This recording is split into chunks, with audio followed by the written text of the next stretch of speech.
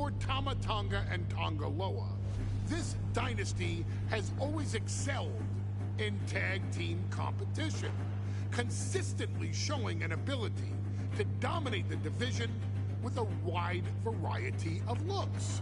And the first team that we will look at, accompanied to the ring by Alpha himself. Wwe2k and Samu, the Head Shrinkers. They put the fear in people's hearts. That's what the Head Shrinkers did back in the day. Second to none in that ring. You know, hard-nosed, battle-tested. They went for it every single night. More astute fans may also know that early in their journeys, Samu and Wwe2k were managed by me, Paul Heyman, then known as Paul E. Dangerously, and the SST, the Samoan SWAT team. The Samoan SWAT team is here. Vengeance is mine. Already an imposing force early on, their future greatness was obvious to so many industry experts. Alpha, more than anybody, knew he had the team on his hands, with Samu being his son and Wwe2k his nephew.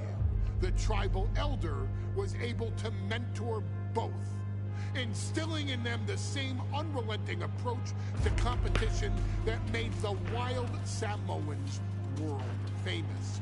The team toured through regional promotions before a quick stop with me in WCW, but WWE was always their goal.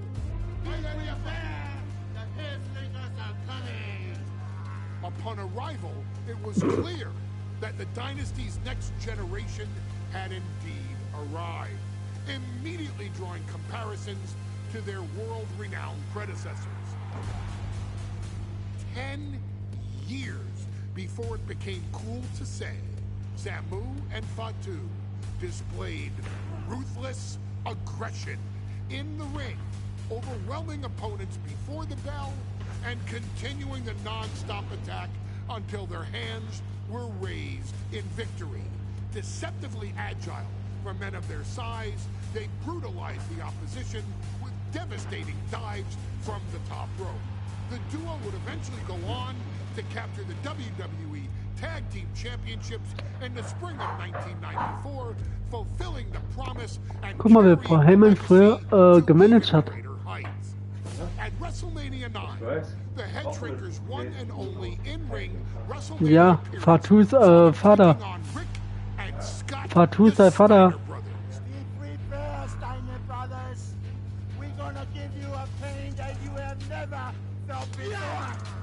While I'm not one to make excuses, I am one to give opportunities to you, our expert gaming member of the WWE Universe. And so, today, you have the opportunity to make things right. WrestleMania 9, Las Vegas, Nevada. The Steiners performed at a near-perfect level that day, able to find every reversal and in the chaos emerge victorious. We are asking you to fix that, stop them in their tracks, and get the Head Shrinkers that WrestleMania victory you and I both know they deserve. But if you're not careful, you're going to find yourself reliving the very same memories that have haunted Samu and Wwe2k for years.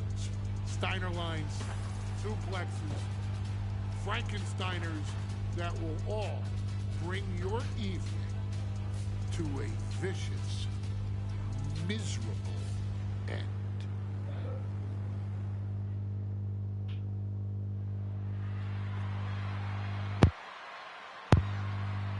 One of the toughest teams in WWE history. Nearly 600 pounds of pure savagery. Is a tag team match set for one fall. On the way to the ring, accompanied by Alpha.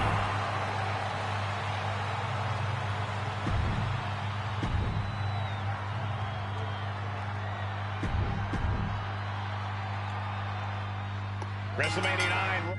Aber du hast jetzt, wie gesagt, für die nächsten Wochen kein SPC-Stuff, Digga. Also musst du nicht komplett Turniere abgeben. Digga, wie kannst du so viel Stuff... Going on with a potential show-stealing match, guys. Two very hungry tag teams facing off. Indeed, Michael, the Head Shrinkers and Steiner Brothers are both new to the tag division in WWE, but both teams are off to an amazing start so far. You have to imagine whichever team wins this high-profile fight becomes an instant top contender for the tag team championship.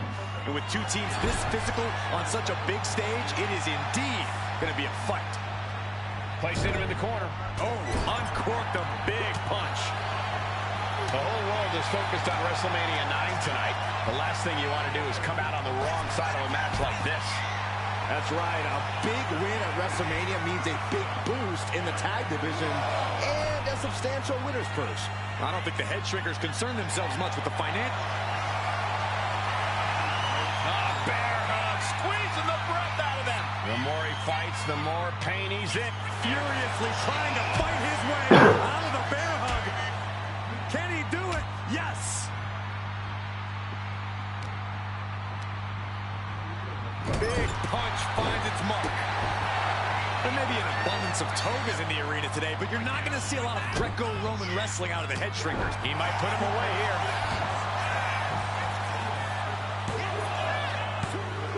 The rope saving. Well spotted by our official.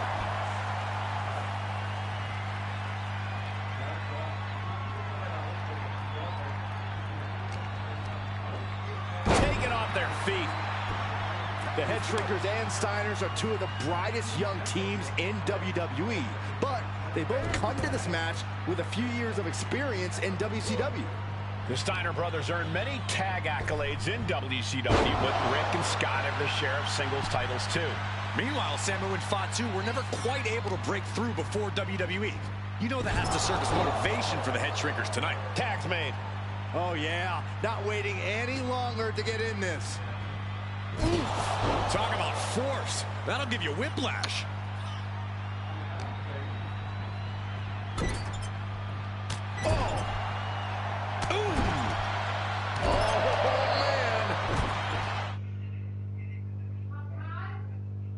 Was?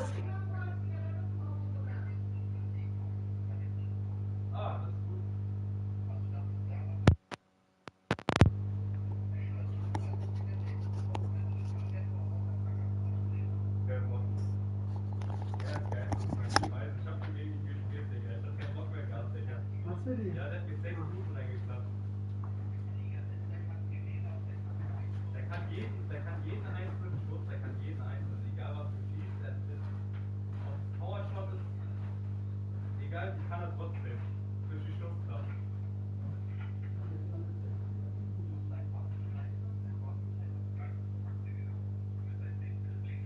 Ja.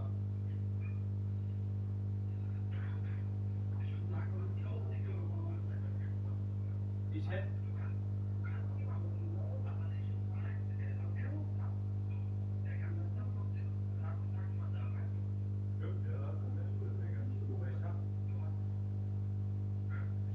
Das ist ja für 20 Tage drin, oder?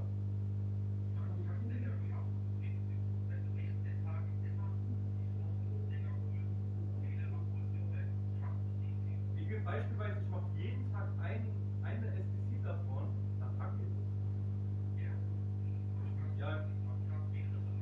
Ja, ich mach das auch. Ich fange unten aber an mit den niedrigen erst, weil ich habe nicht so hohes da, weißt du?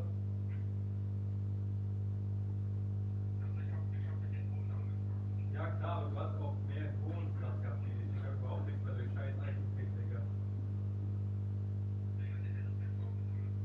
Das stimmt, aber wer hätte gedacht, dass Ronaldo kommt? Ja, richtig.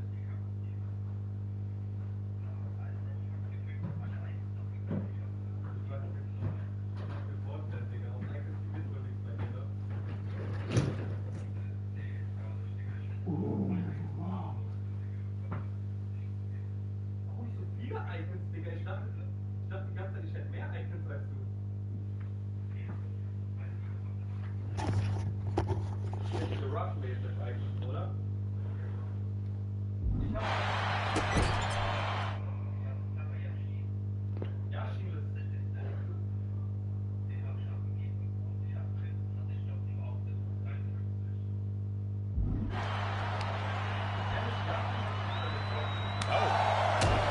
Headshrinker's accompanied to ringside by Alpha, but he's not the only tag team legend serving in a managerial role tonight.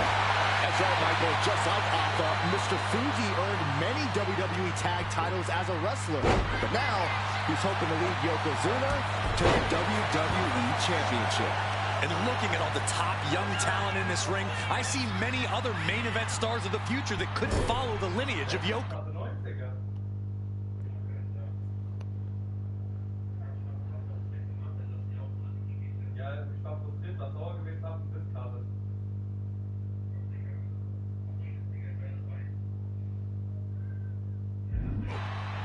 Did you hear that impact? Just using their foot as a weapon. Throat.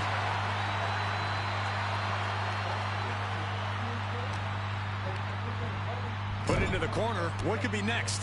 Ooh, and he stops that offense. Answer after answer for each other's offense. WrestleMania 9 shaping up to be a big night in the tag division, guys. Indeed it is, Michael. Two great young teams competing now. And later tonight, none other than Hulk Hogan will lead the Mega Maniacs against Money Inc. for the tag team titles. Odds makers in Nevada have the smart money on Hulk Hogan leaving Vegas with the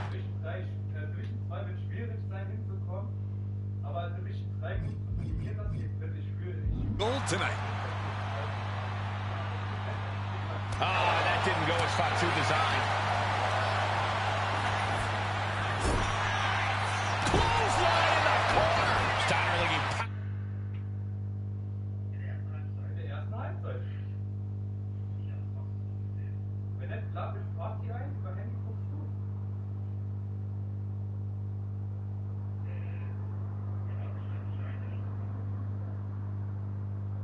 Powerless to every attack. The Headshrinkers smartly keeping themselves out of the grasp of Rick and Scott Steiner.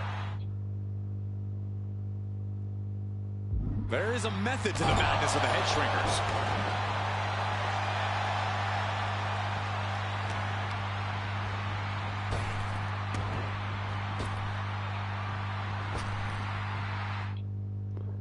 Hä?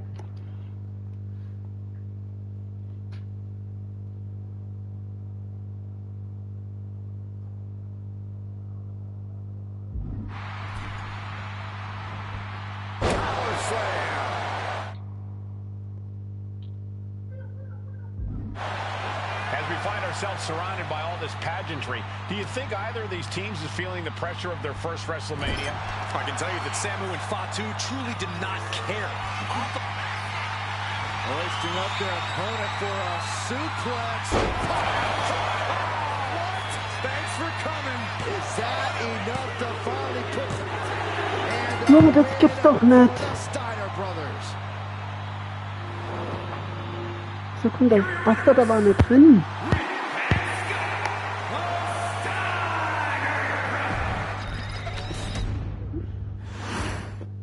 WrestleMania 9 rolling on with a potential show-stealing match.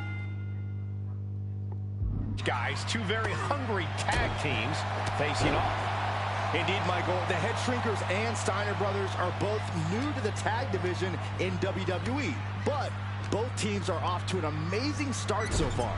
You have to imagine whichever team wins this high-profile fight becomes an instant top contender for the tag team championship. And with two teams this physical on such a big stage, it is indeed going to be a fight.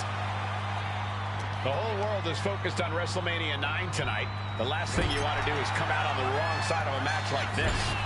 That's right. A big win at WrestleMania means a big boost in the tag division and a substantial winner's purse.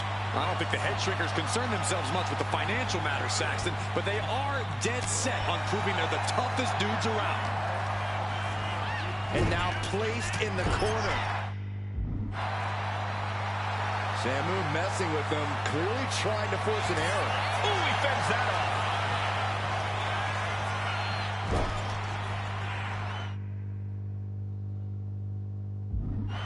Oh, an overhand punch. And he stonewalls Samu. Oof! Lands the haymaker. WrestleMania 9 shaping up to be a big night in the tag division, guys. Indeed it is, Michael. Two great... Wait! He breaks up the pin attempt. Rick steers clear there. I've seen Samu and Fatu headbutt each other during matches. Och, Junge.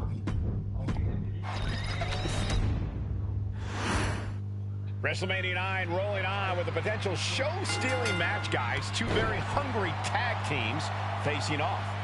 Indeed, Michael, the Head Shrinkers and Steiner brothers are both new to the tag division in WWE, but both teams are off to an amazing start so far. You have to imagine whichever team wins this high-profile fight becomes an instant top contender for the tag team championship. And with two teams this physical on such a big stage, it is indeed going to be a fight. Ooh, hooked into the turnbuckle. Down to the mat. The whole world is focused on WrestleMania 9 tonight. The last thing you want to do is come out on the wrong side of a match like this. That's right. A big win at WrestleMania means a big boost in the tag division and a substantial winner's purse. I don't think the Head Shrinkers concern themselves much with the financial matters, Saxton, but they are dead set on proving they're the toughest dudes around. Oh, well scouted by Steiner. Fast thinking saved him there. Clothesline! Samu is really displaying aggression. Seeing some high-impact offense from Samu and Fatu thus far. I'm not sure the Head Shrinkers are even going for the victory. They just want to destroy the Steiners. Oh!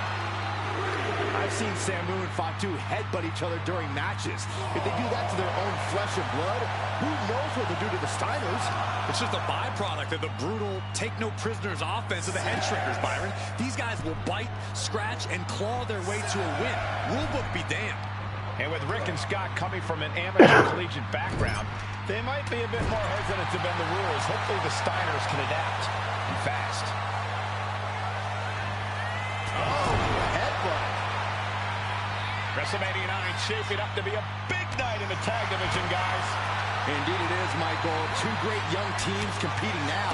And later tonight, none other than Hulk Hogan will lead the Megamaniacs against Money Inc.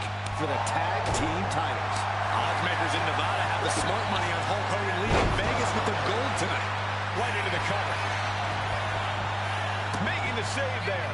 Oh, steh schon auf, du kleiner verfickter Bastard, Junge. Dass man 30 Sekunden nur hat, das passt ab. Big fight feel in Las Vegas as Gladiators face off here at WrestleMania 9. And we are watching four men who would have been right at home inside of a Roman Coliseum. The Head Shrinkers and the Steiners are ready for a true battle.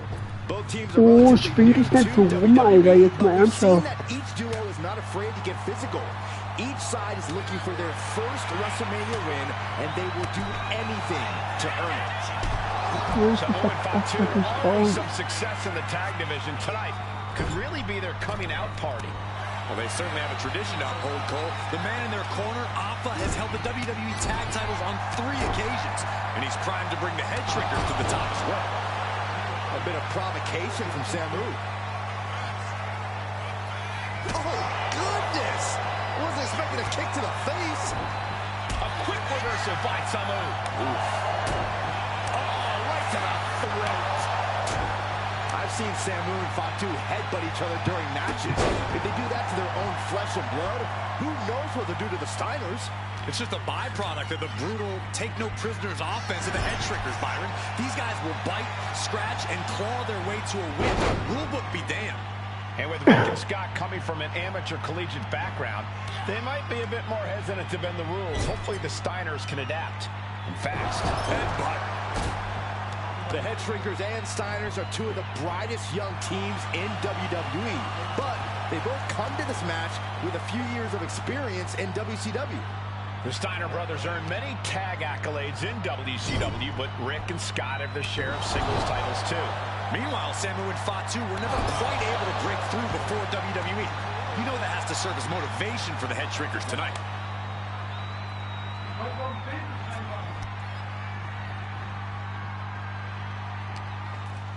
And there goes Steiner sent outside the ring. Fatu like a one-man wrecking machine right now, cleaning house. Oh, look at this, the power by Scott Steiner. But the tag was made and Scott not aware. Big kick.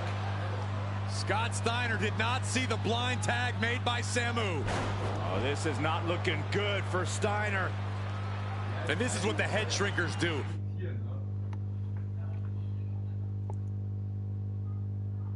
Was habe ich getan? Ich hätte schon schießen sollen. Das wäre das 10:5. Egal. Bellingham Man of the Match? What the fuck? Der hat 3 Tore gemacht? Okay.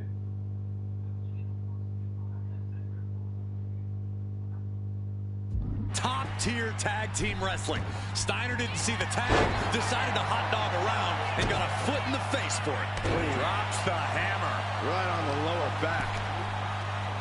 Before this match began, you heard the Steiner speak backstage. Scott saying, quote, "Me and my brother are going to go out with a game plan and do what we do best, and that's wrestle." That's all well and good for the Steiner brothers, but Atla has gone on record saying that his men... And he moves in for the cover. Gets the shoulder up. The end was in sight.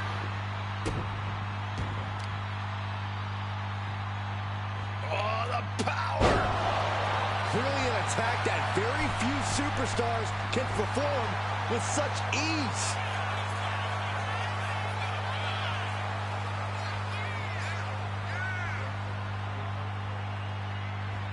Look out! Axe handle from the middle rope.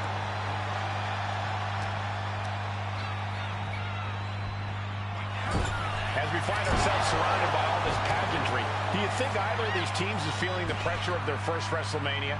I can tell you that Samu and Fatu truly did not care. Atla has turned these men into brutal fighters who simply want to destroy their opponents no matter where the fight. Flying! Off the mark. He almost got caught by that one. Bang! He finds a counter. Boom! Running STO plants him. Nicely done. Samu setting himself up top. From the top! Down with the elbow.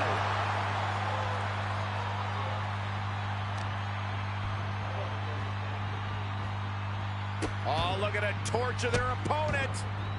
Oh, this isn't going to be good. Oh, man. And we are really seeing the amazing skill sets of all four men in this tag team showcase. Well, we already knew about the brawling of the head shrinkers and the grappling of the Steiners, but men as big as these four behemoths should not be able to fly around the ring like they have thus far. Double leg takedown, got the shoulders down. Reverses the pin attempt. And now a pin again. Oh, turning the pin around. He kicks out with authority. Keeping the loss at bay for now. He's looking a little worn down now. Samu's offensive wherewithal was on point. He puts him into the corner. There's the tag. Wonder what this duo's cooking up. Oh, wow. Look at the damage to Scott's face. Samu dishing it out now. Seeing some high-impact offense from Samu and Fatu thus far. I'm not sure the head shrinkers are even going for the victory. They just want to...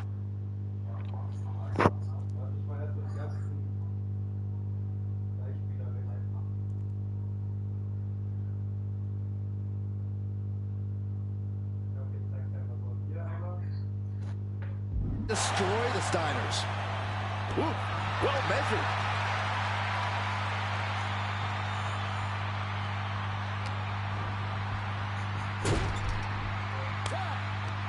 Tag made. And double headbutt. Oh, and a stomp. He's starting to look battered. This has been an arduous tag match, but you could be in much worse shape. And Samu's plans fail there. Oh, and he slides him back to the mat. Taking out the knee. And that blow has him wavering. At this point in the match, I say make the tag and recover as much as you can. Tag. Double team coming. Oh, face first. And the head shrinkers just might have it. Beautiful. Right into the cover. Two. And he fights it off. That is just pure instinct at this point. Elbow drop. Here's...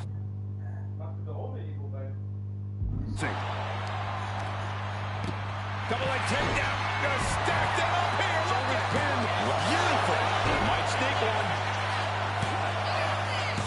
Digging deep for a kick out. I am in shock. What's it going to take to keep this guy down? Overhand right lands. High level ability being shown with each of these counters. And guys, what a war we're witnessing between the Steiners and the Head Shrinkers. He covers. Is this it? Could be. No, he gets the shoulder up. This is no time to hesitate. You can feel the end coming.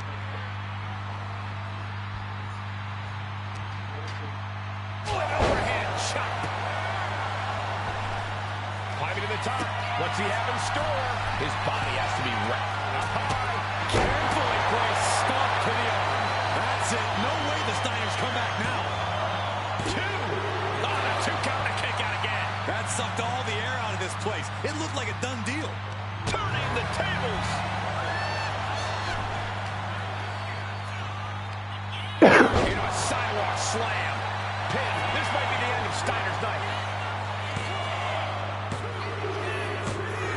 And the Head Shrinkers get the win. Here are your winners, Samu and Wwe2k, the Head Shrinkers. And what a huge win for the Head Shrinkers tonight. Samu and Wwe2k making their family proud and proving themselves as top contenders in the tag division.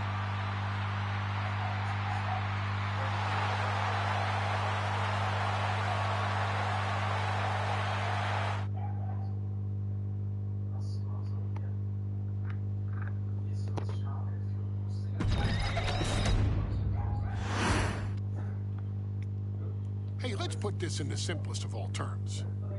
Dwayne "The Rock" Johnson is the biggest celebrity on the face of the planet today.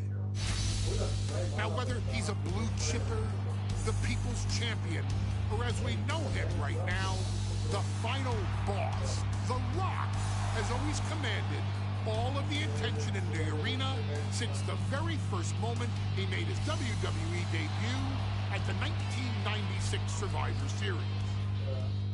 Born into this business, The Rock would become WWE's first ever third-generation superstar, following in the footsteps of his father and grandfather.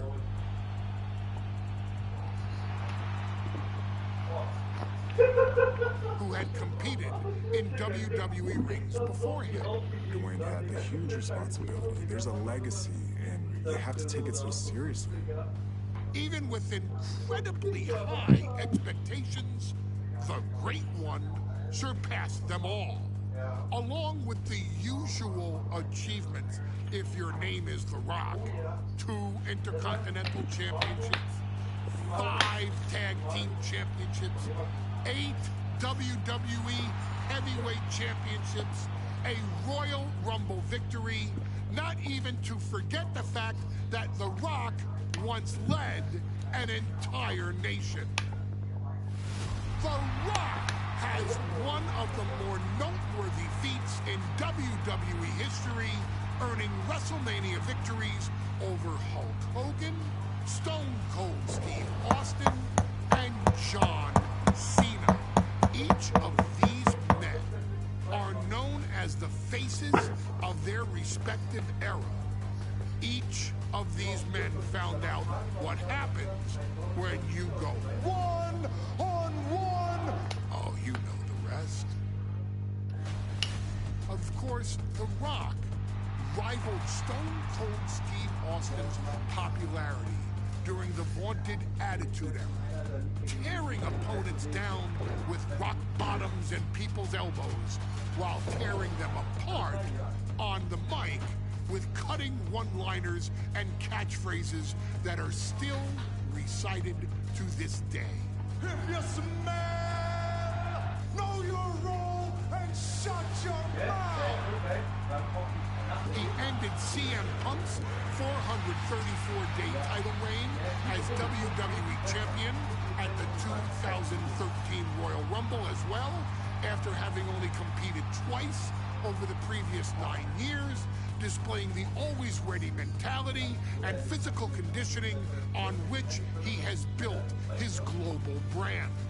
But you don't need me to rattle off The Rock's resume to you, now do you? Of course not. The man is an occasion unto himself. He has headlined the biggest events against WWE's most iconic superstars and has always found a way to, how does he put it? Layeth the smackdown on some jabroni's candy ass. I couldn't have said it better myself, although I think I may have just done that. But indeed, he has. On a Thursday night in February of 1997, The Rock, still known as Rocky Maivia, would find himself challenging for the WWE Intercontinental Championship. Only a few months into his tenure, he would be matched up against a face that would ultimately become one of his most familiar and hated rivals, Triple H, Hunter Hearst Helmsley. Seemingly overmatched by a more seasoned opponent, a youthful Rock would demonstrate all the traits that have come to define him in the years since. Tenacity, high IQ, and that legendary Samoan strength to ultimately surprise Helmsley and kick off the first championship reign for Rocky Maivia. It would be the first step of a journey that has ultimately led The Rock into the pantheon of WWE's elite. So now it's all in your hands. It's up to you to showcase the undying drive that makes The Rock the hardest worker in the room to deliver a shocking upset against the Greenwich snob himself.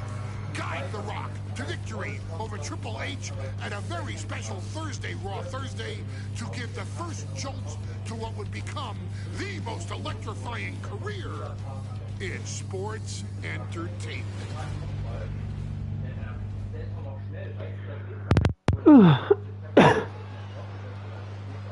This is the man. And here comes the #1 contender, at least for tonight, Rocky Maivia. The following contest, scheduled for one fall, is for the WWE Intercontinental Championship. Making his way to the ring is the challenger from the South Pacific, weighing in at 275 pounds, Rocky Maivia. A blue chip Ach du Scheiße, jetzt spiele ich mit Rock. Desire and resolve will be...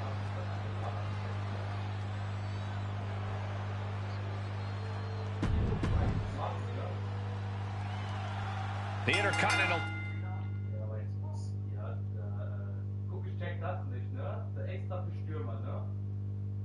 87, 90, ne? Ja. Ah, ne, er braucht maximal gesamt 88, ah, okay. Aber wie viel angeschnittener Schuss sehen das nicht? Ja, ich hätte das so drauf geballert auf den Dinger. Auf Jason angeschnittener Schuss, der ist dann vorbei. Title hangs in the balance tonight in a match between our refined champion Hunter Hearst Helmsley and the young challenger. Wait a minute, setting in. Devastating submission coming. Oh, this is going to hurt the legs. And the legs have to be on trapped here. Look at this, look at this. Pound it away. Oh, and that'll break it up. Thursday Raw, Thursday. Getting kicked off with a title match for the Intercontinental. In trouble here. Oh, what a great counter. That'll break it up. Rocky beats him. Hä? Max die Playzeit erreicht? Verfolgt oder nicht?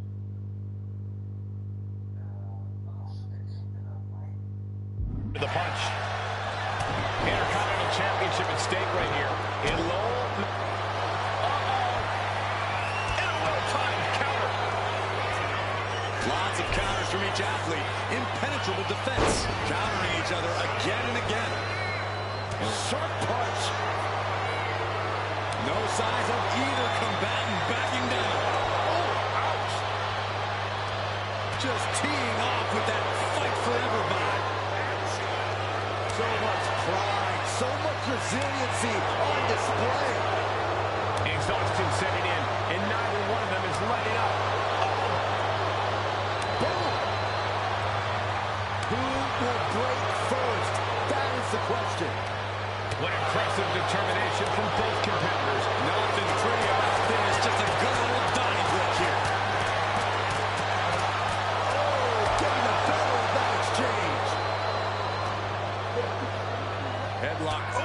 cheap shot right above the eye. And conspicuous by his absence is the butler of Hunter Hearst Helmsley, who has been intervening in matches as of late. Who knows? Sleeper hold, super. Finds the road to force a break. A prime example of why you need to know where you are at all times. And he's going to the outside, which will start a count out.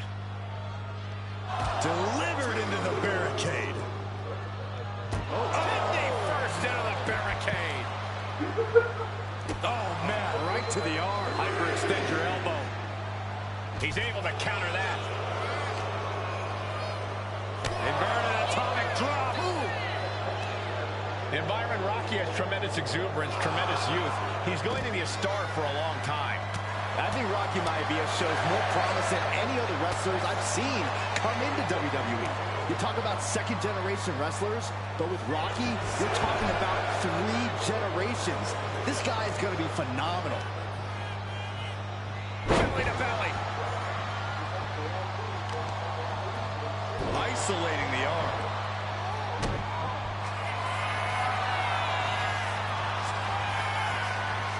Cobra clutch. And he just decides to end the hold. Wonder what he's thinking here. So was. Beende ein Combo mit X. Was war das, Digga? Einfach ohne Annahme, Ball weitergerollt, Digga.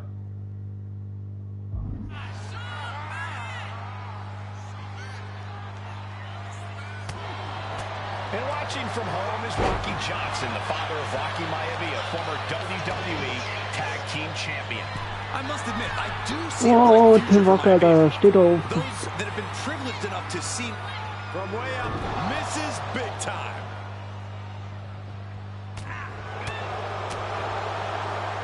What a shot. Popped right in the face. Every counter being answered with another. Series of counters here. Who will finally capitalize? One counter met by another. Both athletes showing incredible reflexes here. Each superstar trying to counter and gain an advantage. Both sides with an answer to every piece of offense. Nice drop kick. Na, so war das wieder Neumauer. Weil ich brauche den Bonus. The Intercontinental title hangs in the balance. Tonight in a match between our refined champion Hunter. Ja, sie dachten so, okay, gerade irgendwie die letzten Spiele bei mir, das ist so schnell, Digga. The Intercontinental title hangs in the balance. Tonight in a match between our refined champion Hunter Hearst Helmsley and the young challenger Rocky Maivia. Rocky Maivia has a lot to prove here. The 3rd-generation up-and-comer would love nothing more than to grab his first championship tonight and send a message to the Kommt mal gar WWE keins that drin. Rocky Maivia has arrived. But Hunter Hearst Helmsley will do everything in his considerable power to stop that from happening. And as far as Helmsley is concerned, Maivia is barely even worth his time. Thursday Raw, Thursday, getting kicked off with a title match for the Intercontinental Championship. Number 1 From the top, punch to the stomach, and stopped in their tracks.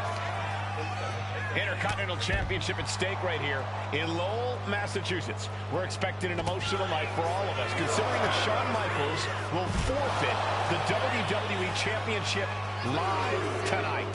Yeah, I saw a very dejected HBK earlier today. I couldn't even get him to crack a smile at all. Well, that's just because no one's ever happy to see you, Saxton.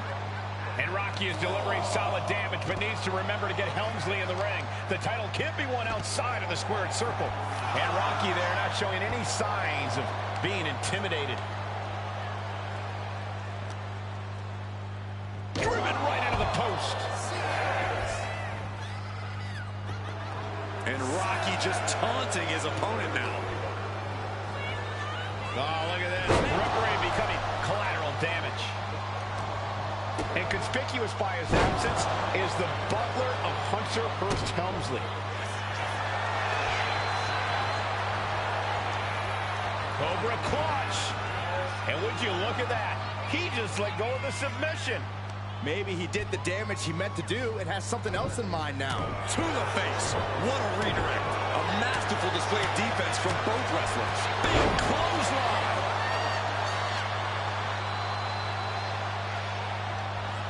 Helmsley had that well scouted. Reversal after reversal. These two have counters for days. Look at this. Picture perfect backbreaker. And Helmsley just showing his huge edge and experience here. I would to the sky. He fails to connect. And Byron Rocky has tremendous exuberance, tremendous youth. Boah, das ist so lächerlich.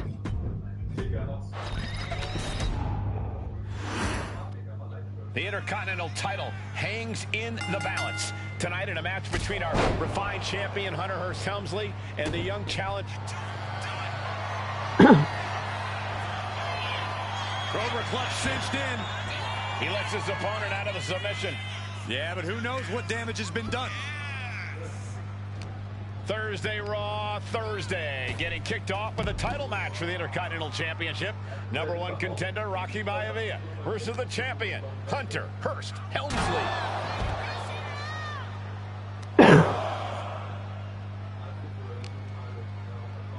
Into the barricade. Oh, man, right to the arm. Hyperextend your elbow. And we know Rocky doesn't have the same experience as Helmsley, and that could be a developing story as this match progresses. And this is where an experienced wrestler like Helmsley can take a young wrestler and pick him apart, take advantage, capitalize, and win. And Rocky there not showing any signs of being intimidated. What's it going to take for Hunter Hearst Helmsley to retain his Intercontinental title here? How can he get the better of Rocky Maivia? Well, the champ needs to put this young upstart Maivia in his place with unrelenting offense. No time for graceful bows and upper-class taunting. Just beat Rocky down. Sure. So.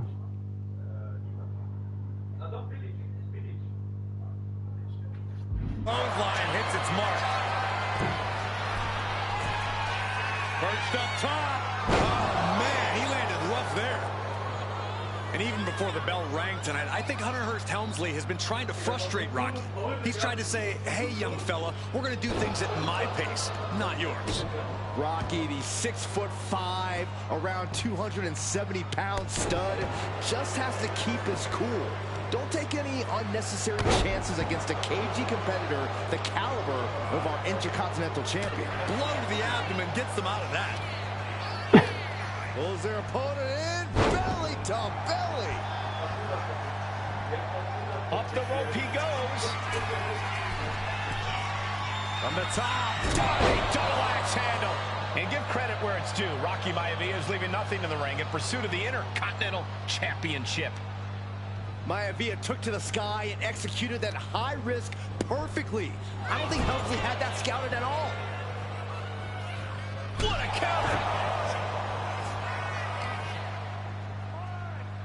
Hunter whipped into the corner, nobody home. Rocky hit hard.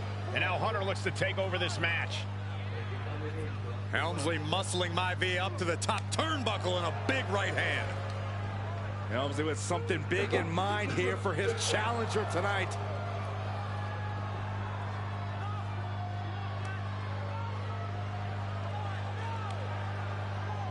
Well, this is just blatant disrespect from the arrogant champion. Almost daring Rocky, hey, you really want my title? You really think you're going to be Intercontinental Champion?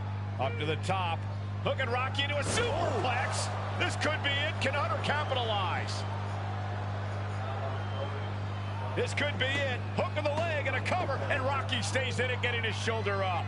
Still not enough to put out the flame of Rocky Maivia. Hunter has to be asking himself, what else do I have in my arsenal? And I think we may get our answer, gentlemen. Yeah, it's just a matter of time, I believe, before this one's over. Hunter hooking Rocky, taking his time, looking to put him away. Maivia just collapsed. This just shows you how much damage Hunter Hearst Helmsley has inflicted on the challenger in this matchup. I think Maivia's done. Official might want to step in, call this one. The official checking on Rocky. Hunter Hearst Helmsley believes this is close to being over. Lifting him back up again. Rocky rolls through. Shoulders down. Rocky wins the title. Rocky Maivia has shocked Hunter Hearst Helmsley. Here is your winner, and the new Intercontinental Champion, Rocky Maivia. We have a new Intercontinental Champion.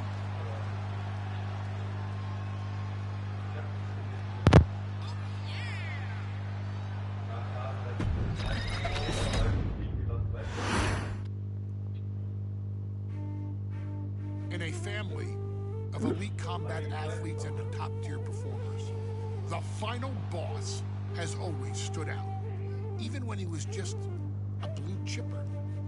But there wouldn't be a final boss, there wouldn't even be a bloodline, if it wasn't for The Rock's grandfather, the High Chief Peter Maivia. You can think of him as the first boss. Predecessor to the tribal chief. He is one of, if not the foundation for our family. The Wwe2k25 wrestling dynasty. I don't think there's anybody more responsible for what's going on now than the head chief himself. Peter Maivia isn't simply one of the two principals behind the sacred blood bond. He's also an incredibly decorated professional wrestler who traveled the world and won titles everywhere he went. New Zealand, Japan, Europe, and here in the United States, where he enjoyed especially successful runs in Hawaii and California.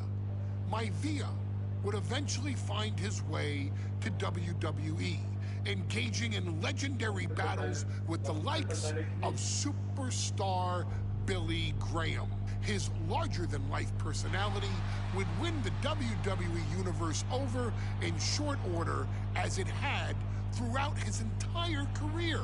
In the ring, High Chief Peter Maivia was a potent blend of brawn and grappling technique, often muscling his opponents down to the mat through a variety of joint locks and then switching to more painful holds once grounded.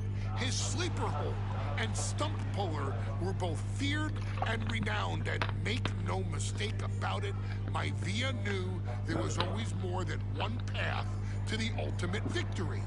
Out of the ring, High Chief Peter Maivia also ran one of the most successful wrestling promotions on the planet, Polynesian Pro Wrestling, based out of Hawaii, showing his mastery of the business in every aspect. His induction into WWE's Hall of Fame class of 2008 was supremely deserved, forever enshrining Peter Maivia as the legend he always was. And now, we present to you the opportunity to walk in the boots of the legendary High Chief Peter Maivia, facing off against one of the most legendary WWE rivals, George the Animal Steele. You will settle this score once and forever, and showcase the overwhelming strength of Peter Maivia, which has ever since remained as a hallmark for every single solitary member of this bloodline. Steele is no easy battle, though. He thrives in the chaos, one of pro wrestling's true madmen. He'll even try to eat part of the ring if he thinks it'll help him break you down. So do your best and honor High Chief Peter Maivia properly with a resounding victory.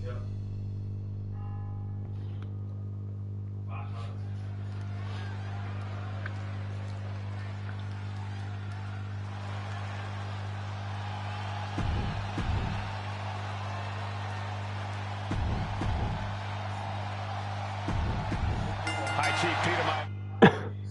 Die Typ war stark gespielt.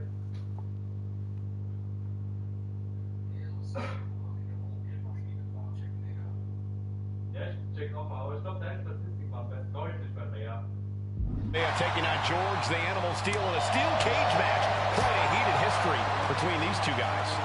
Yeah, Michael, and I think it's because Maivia is one of the few superstars brave enough to take on the animal. Most of their contests have ended in countouts or disqualifications. Thanks to the cage, we'll get a decisive victory in this one. Well, that really depends on if a cage can even contain them. The High Chief Peter Maivia really making a name for himself at WWE, but he's had plenty of experience on the way up. Plenty of championships on the West Coast, but he's made the biggest splash in Hawaii, where he earned multiple tag team titles. Oh yeah, Maivia is a huge celebrity on the islands. In fact, I've heard some consider him the personification of Maui. We're seeing one response after another, neither superstar gaining a foothold. Two very opposing styles in every sense of the word, Corey. High Chief Maivia is a much more physically gifted and talented athlete in the ring than Steel. What's it going to take for the animal to get the upper hand here? Well, he's got to be even more chaotic than ever inside this cage. Nothing about Steel makes sense to someone as traditional as Maivia. There's never any telling. Here we go. Time to work out some aggression. Ooh. Giving up now is not an option. They have to finish this. Big shots being fired right now. Neither competitor letting up. Each exchange just sapping the energy from these two. Oh. This is a war of attrition with neither superstar wanting to be the one who surrenders. Headbutt. Nothing fancy there.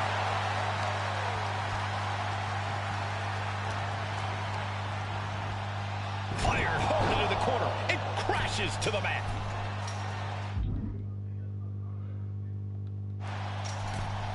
Take off. Oof. Oof. Vicious headbutt. Some folks call Peter Maivia the Flying Hawaiian, and the reasons are obvious for that moniker. But guys, how has he earned the other nickname of the High Chief? Well, Peter Maivia is very close to the Anawa'i family. In fact, Peter's considered a blood brother to the patriarch of that clan. When you add on the fact that Maivia was born and raised in Samoa, you can see the great pride he has for that land and its people in the tribal ink that covers his body. And he isn't looking helpless anymore. This could be a good chance for... Here we go! Stepped aside, avoiding damage. Peter Maivia is looking unstoppable now. Yeah, Maivia has really figured the animal out here. Starting to climb up the steel cage. He's looking to climb the steel cage now. Each inch you climb puts you in more of a precarious position.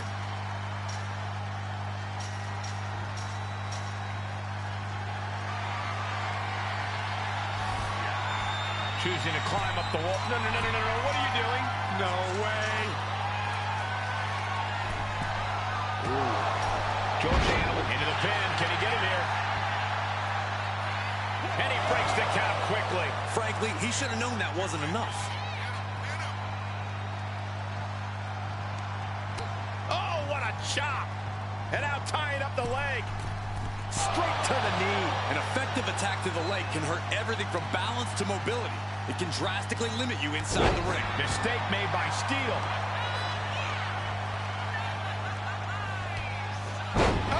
Maivia just dominated the end. And we have a pin attempt.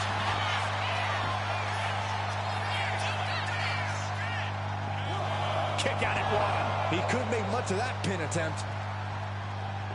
There it is. Reversal. Gentlemen, we've touched on the differences between Maivia and Steel as competitors. One man based on order, the other on chaos, but it's reflected in their looks, too. Indeed, Michael. Just look at the sculpted physique of the High Chief. And the tribal tattoos on his body are extremely intricate and definitely eye-catching. And Steel is, well, he's an ugly creature. Enough hair on his upper torso to classify as fur. Folds in his bald head. He's like a modern-day Neanderthal. And that was an efficient form of offense with that move. Momentum is all with Maivia now. And you can see Steel is struggling to weather the storm of the High Chief.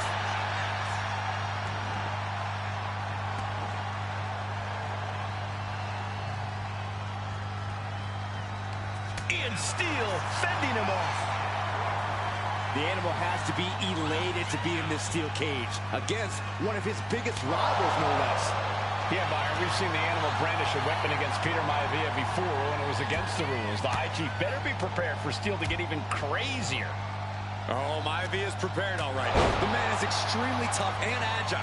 In fact, the High Chief's entire body can be considered a weapon. And this attack has him looking powerless. Maivia just smothering his opponent with offense.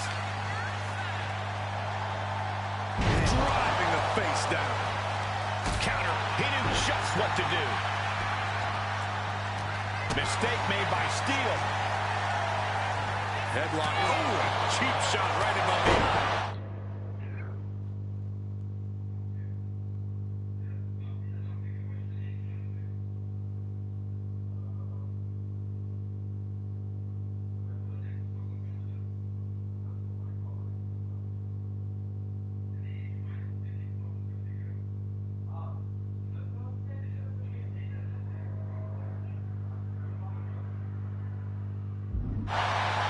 Peter Maivia, very tough, but he also has movie star good looks. Quite the combo. And it served him well, Michael. In fact, the High Chief has major acting and stunt work credits to his name. And who knows? Maybe we'll see the Maivia name on Hollywood billboards again sometimes. Well, before any of that happens, the High Chief needs to survive this war against the animal. Counter. Saw it coming. Uh-oh. Dueling reversals. These two are finding an answer for everything. Oh, man.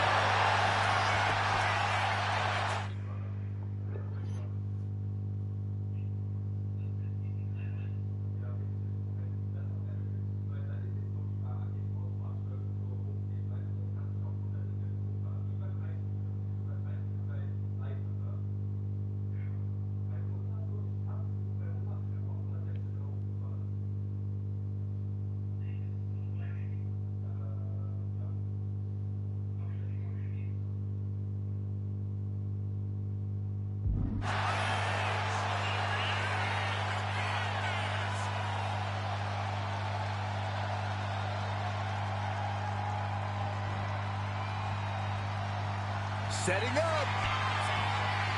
Oh, man, backbreaker. And George is laid out. Oh, my God, did you see that? Kick out at one. How? Get out at one after that is unheard of. That was plan A, and it didn't work. He must be thinking about plan B at this point. What a counter by Peter. He wants it one more time. Jarring impact. Is it enough? Is it enough for Peter Maivia?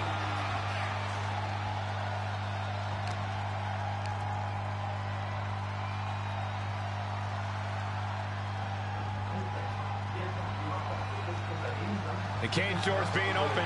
Can he escape? Och, komm schon, bleib dort Leier. Maivia looking at it all here. He got the shoulder up in time. Refusing to give up even an inch of ground as this match. Here comes another one. Into a backbreaker. That has to be the one that ends this. Two. And the High Chief defeats the animal. Here is your winner, High Chief Peter Maivia. Anytime these two have faced off, it's been eye for an eye. But the steel cage has finally delivered a decisive victory for the High Chief, Peter Maivia. George Steele is one tough animal, but the way Maivia faced him in the cage tonight just reinforced what everyone already knew, that the High Chief is one tough Samoan.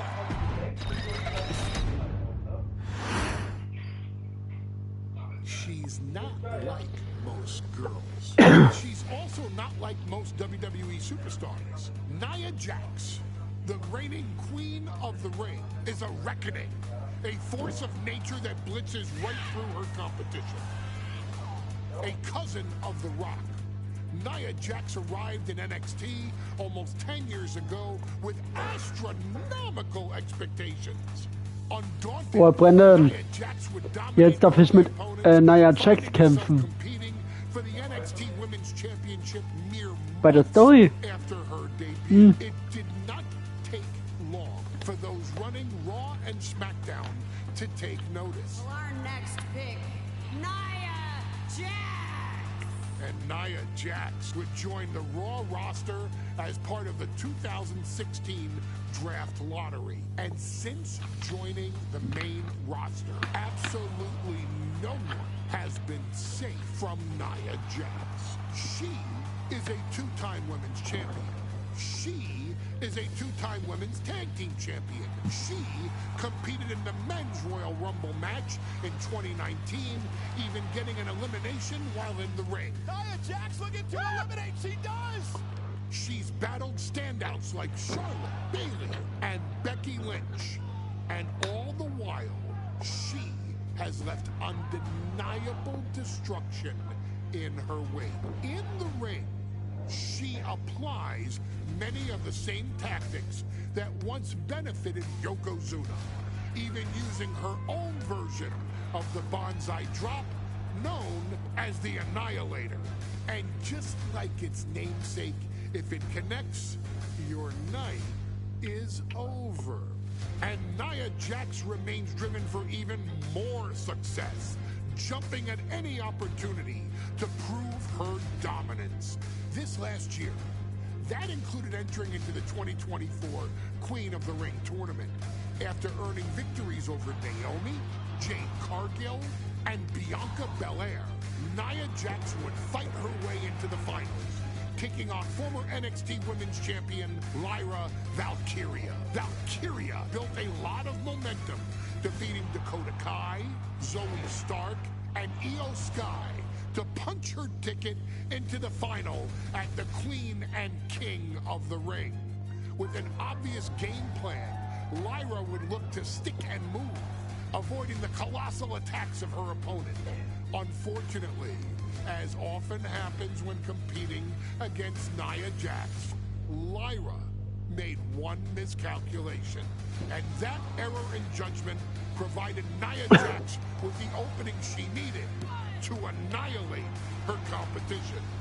This is your opportunity to crown the first queen in Bloodline history. Make Lyra suffer. Make her regret ever entering your ring.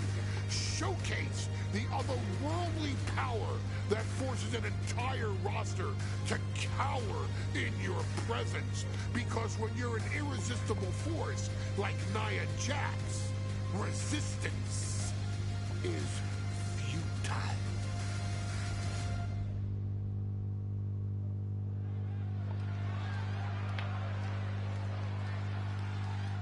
And now a dark horse will face an unforgiving titan in hopes to don the crown. Lyra Valkyria.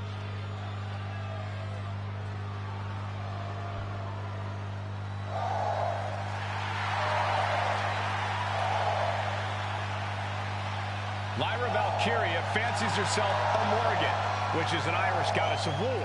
As they were on the battlefield, they used to take the shape of ravens to fly around and decide who would live and who would...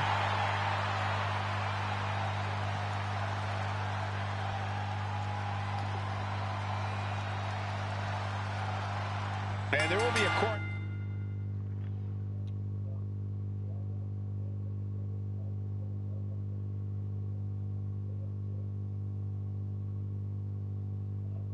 Nation take.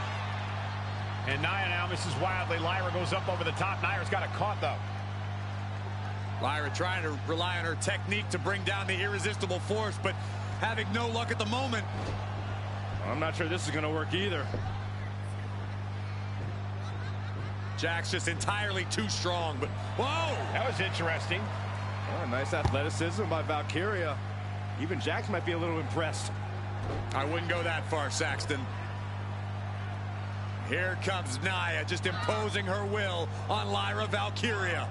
Again, Lyra showing how resourceful she is, applying the sleeper to Nia Jax.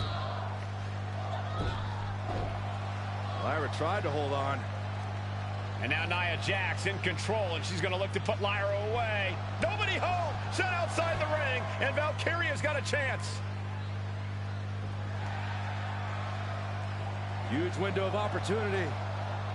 Right now for Lyra Valkyria to strike. Lyra may actually pull this off. Lyra may become queen. Lyra has the advantage. She has Nia reeling. But Lyra can't win Queen of the Ring with Jax on the outside. This match has to end in the ring. Anything can happen in WWE. It used to be a tagline, but it's the truth, and Lyra Valkyria is living it. Over the last 12 months, Lyra has already knocked off the likes of Becky Lynch and Io Sky, but she's never faced anyone the size of Jax. This is a first for her career.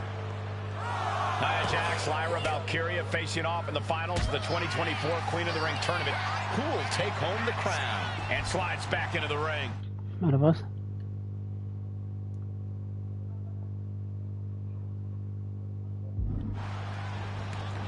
She heads out of the ring. Needs to mind the official count. Now heading outside. And she saw that coming from Jax.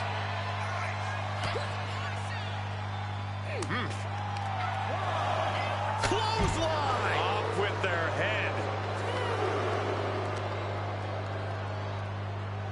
Nia with the... Uh-oh! Oh, saw it coming and got an elbow for their trouble. Lyra says she feels alive every time she flies, and that's what Nia has to avoid tonight, keeping Lyra grounded. The woman thinks she's a bird, Cole. What do you expect? Oder was?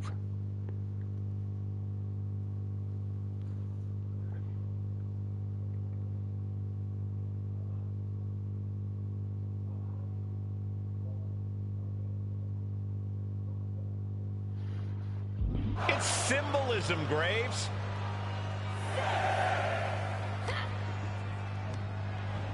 She gets bounced into the corner.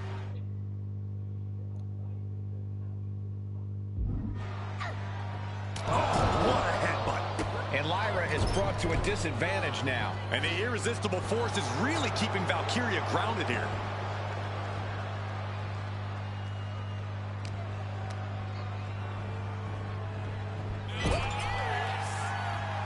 Trading counters and reversals back and forth. Many in the... Here we go. It's popping off. Neither competitor is backing down. Two titans trading strikes and refusing to back down. Slugging away with everything they've got.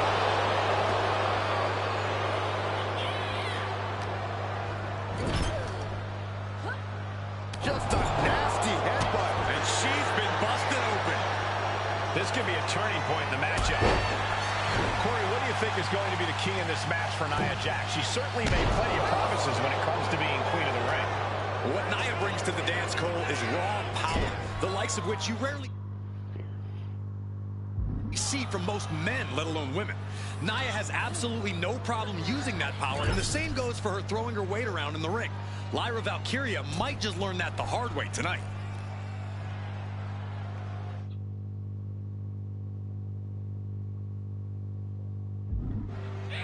Stuck in the tree of woe and just having their face stomped.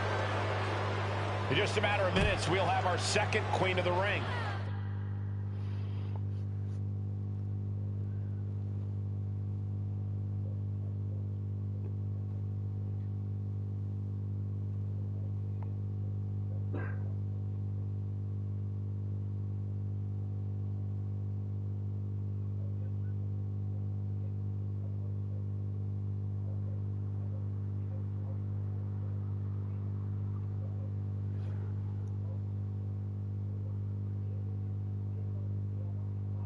First, of course, being Zelina Vega. But you've got to believe that Zelina will want a shot at whichever woman wins this. She beat the woman now known as Piper Niven that night, so you know Queen Zelina can strike down an enemy of any size. Nia Jax, so powerful, so dominant. Samoan drop.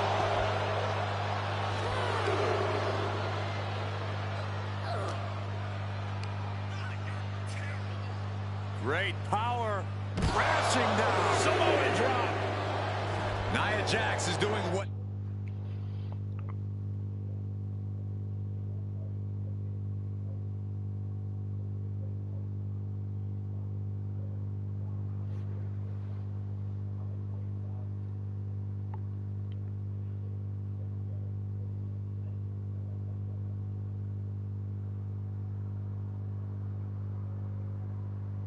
ever she wants. Each Samoan drop driving all of the air out of Lyra Valkyria.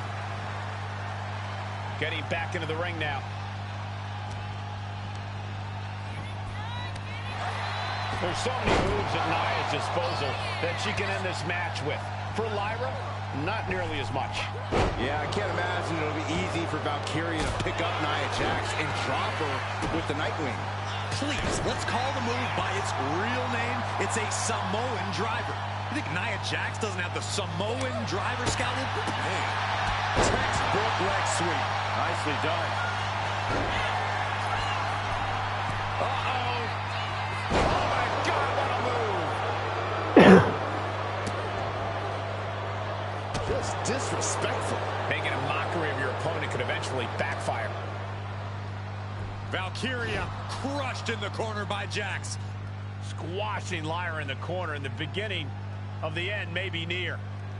And Nia now, with Lyra back, gonna climb up to the second rope. This is a scary situation for Lyra. Oh, look at this. Maybe not. No way. There's no way. Oh, my. Oh, no.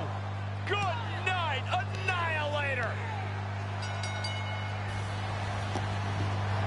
Here is your winner and the new Queen of the Ring, Nia Jax. What a victory to the brand new Queen of the Ring. Nia said she would do it, and she backed up her claims.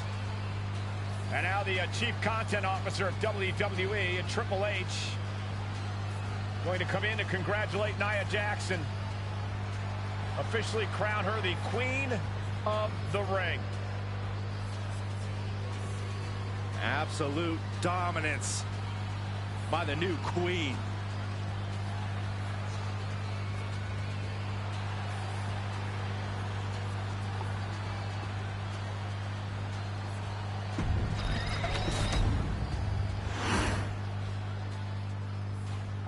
I'm sure you will agree with your wise man. Many WWE superstars say they will do whatever it takes in order to achieve success. Quite often, it's a bunch of BS. But if you're lucky, you may run into someone who is willing to look out for the group. Someone willing to make sacrifices. And for this family, there was no one better than Rikishi. After the Head Shrinkers run in WWE came to an end, Rikishi, then known as Wwe2k25, would go on a journey of self-discovery. This journey would lead to him taking on the name Rikishi, a subtle nod to his cousin Yokozuna, as well as an opportunity to start fresh with a global audience. Well, my dad, you know, when he became the Rikishi character, when you think about Samoan wrestlers, right, or mean, or aggressive, he made it like his own flavor, right? You know, he had the blonde hair, still carried the aggressiveness, but I think he just wanted to add like a little flavor to it. But it became even more popular to our culture. Rikishi blitzed WWE from the jump, devastating opponents with new tricks and winning people over with his fat-ass dance moves. Rikishi is fat, all right. PHAT. And with this wave of newfound momentum came even more success, with Rikishi capturing the WWE Intercontinental Championship and displaying incredible athleticism in iconic moments like when he dove off the top of the steel cage. The year 2000 belonged to Rikishi. But little did anyone know, Rikishi held a dark secret regarding a decision he'd made not for his own benefit, but for the benefit of the family. It was at the 1999 Survivor Series that Stone Cold Steve Austin was hit by a car in the arena parking lot, forcing him from the main event later that night for the WWE Championship. For nearly a year, all of WWE was consumed with figuring out who was driving that damn car and why Austin was targeted in the first place. The verdict came in. The car was driven by Rikishi. Rikishi would stand strong. Stone Cold Steve Austin. I didn't do it for me. I did it for The Rock. What? Rikishi would lay out a years-long gripe that WWE preferred Steve Austin to The Rock, and so Rikishi had made sure that The Rock's only competition had been removed from the picture. Rikishi sacrificed his own popularity to reach this goal. The Rock thrived while Austin was on the shelf. For Rikishi, the struggle and fall was all worth it. Rikishi knew that he would eventually have to face off with the Texas Rattlesnake to answer for his sins, and he welcomed that meeting with open arms. What Rikishi was unprepared for was for WWE to stack the deck entirely, looking to make Rikishi pay for taking out their golden goose. Stone Cold Steve Austin was allowed to drive his truck directly to the ring and was generally given the freedom to do whatever the hell he wanted in the name of revenge. We are going to make things right. This time, when Rikishi and Stone Cold Steve Austin lock horns, there will be no stacking of the deck. Someone willing to give of himself so that his family, this family, can succeed, deserves better. So get in there and showcase the never say die spirit that has led this family to victory time and time and time and time and time and time again. Use whatever weapon you can get your hands on and prove to Stone Cold Steve Austin that you will do anything for the people.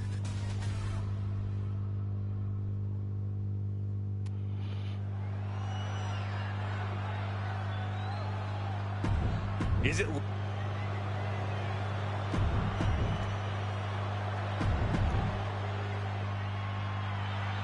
It's a miracle.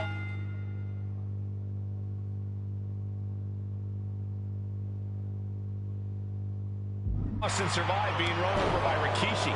Now a pissed off Texas Rattlesnake is on the loose and out for revenge. It took Austin almost a year to recover from the injuries he suffered in that heinous attack. You can't blame Austin for the damage he inflicts on Rikishi tonight. Byron, a lesser man wouldn't have survived. Stone Cold promised that Rikishi's days of walking above ground are over. This is no holds barred. Set up for the side Russian leg sweep. We've talked so much about motives leading into this match. In my view, Rikishis are delusional. His family have been given equal opportunities, and they all took full advantage of that. Yeah, my blood boils at the propaganda Rikishi's been selling. But I'll tell you, the most legitimate motive in this story, and that is payback for Stone Cold. Austin really had his life taken from him, and there was no greater reason to start the tar out of somebody than that. And we might be seeing a competitor crumbling before our very eyes. And it is getting downright nastier and nastier with each of these attacks. Stone Cold avoids the attack with a clothesline. Stone Cold in some serious trouble. No one holding Rikishi's family down now, taking out all those years of frustration on Austin here. This conflict is beyond disturbing. Corey, let's go into Rikishi's mind when it comes to defeating Stone Cold. Rikishi has to be prepared to endure an emotional storm like he's never felt before. The big man must recover from that and use his weight to immobilize the Rattlesnake, because we know Austin will not stay down. Oh, and that's what you get for disrespecting your opponent. And he now slides back into the ring. And looking at my monitor, it just makes me sick to my stomach watching Rikishi. This is a man who has no remorse and feels justified for running Austin down like a dog. Look, to be devil's advocate, you've got to look at Rikishi's perspective. He's proud of his Samoan lineage and saw an opportunity to give his people a leg up in the Shark Tank that is WWE. Serious?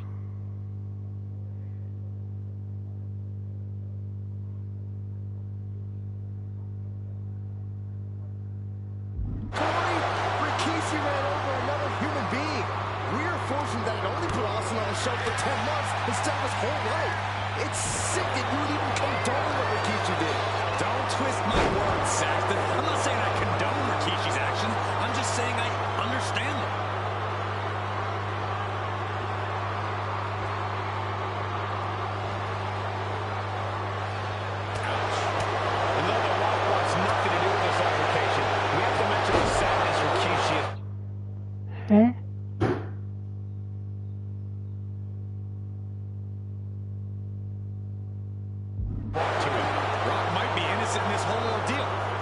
Somewhere inside his soul, The Rock is happy with what Rikishi's done. The Rock is proud to have Rikishi in his family. Well, Corey, what kind of lies are you trying to spread? We've heard Rock say Rikishi deserves what Austin is going to bring him. There's no family pride in that statement. These two going strike for a strike, it seems. Austin gets stymied. Looks like we got ourselves a brawl here. Back and forth, neither one giving up any ground.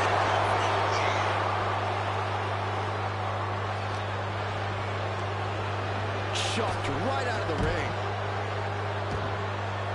Taken to the floor, and he's got no worries about the count. Rikishi is all business now.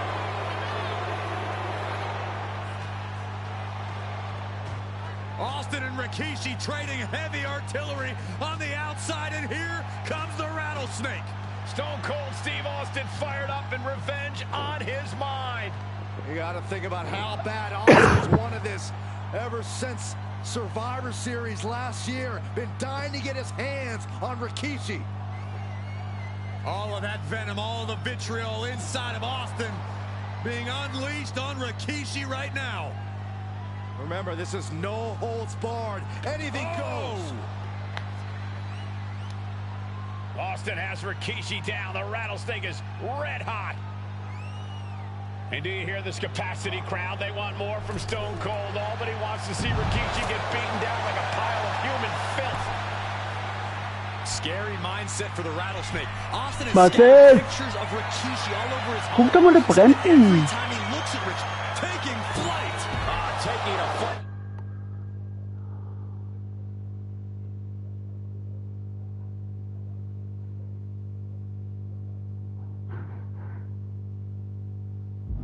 Venom. Taking flight. Geh mal runter. Find nobody home at ringside.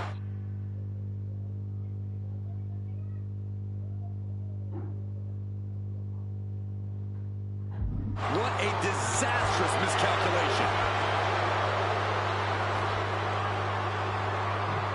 No count out as he takes things out of the ring.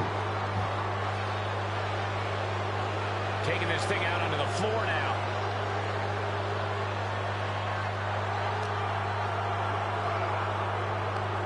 What a way to get out of that one. Well-placed elbow to break up the maneuver.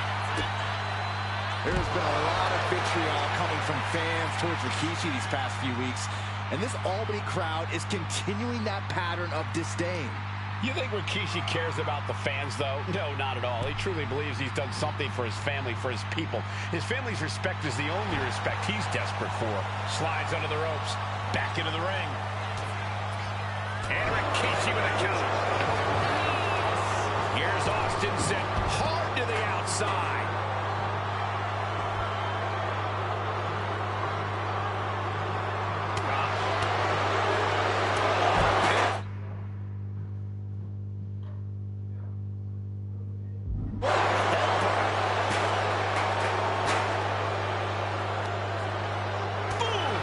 Defense from him. And Rikishi lately has been calling himself a visionary, a pioneer. All a bunch of garbage, if you ask me. Well, those aren't self-imposed labels, Cole. Those labels are coming from the family, coming from a group of wrestling legends who are proud of Rikishi for standing up and making a change in this business. I have a few labels for Rikishi. Coward, liar, embarrassment. Those fit him well. Trying to get up. He has no clue what's in store for him here. There's press. Here comes Austin. Austin with a Thez press. Now rapid fire rights from the rattlesnake. Austin, Wow, what a stunner by the rattlesnake. will Stone Cold end this?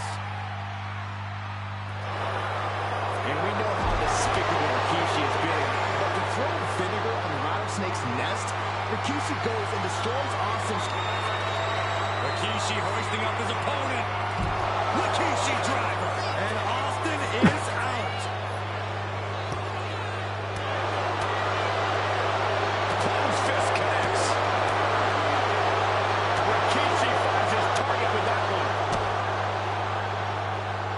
Oh, saw what was coming and answers with the clothesline.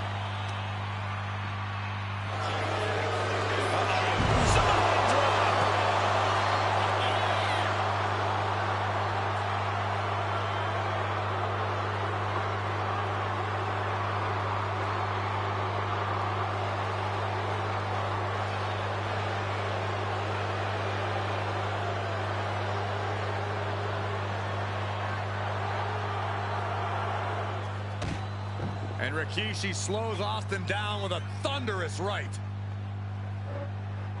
Austin's in trouble. And now steel chair. Oh, and Austin, he just averted disaster there. And now Austin gonna deliver the punishment with the steel chair.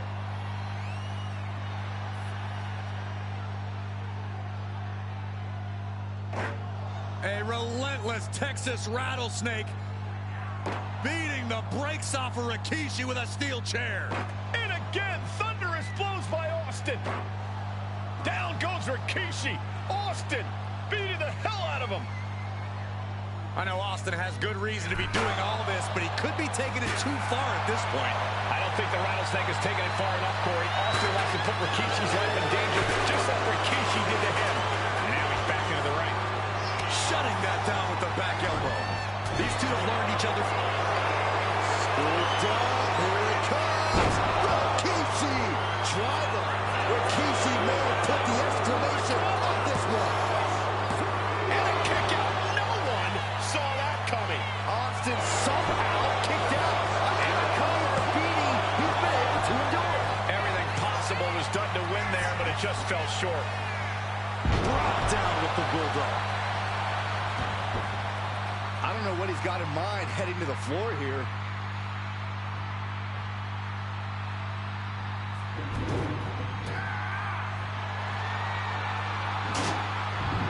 Moving into the ring. Austin with the stunner. Will Rikishi get back up? He's still in this fight. His opponent thought he had it in the bag for sure. This is when you have to switch game plans. You can't let yourself get discouraged. Austin has put away so many opponents like this before, but tonight is going to be a tougher battle for the Rattlesnake. Lights out here. Oh, no, maybe not. A kick out at two. And you got to think he's just one final blow away from not kicking out next time. Right in the face. My God.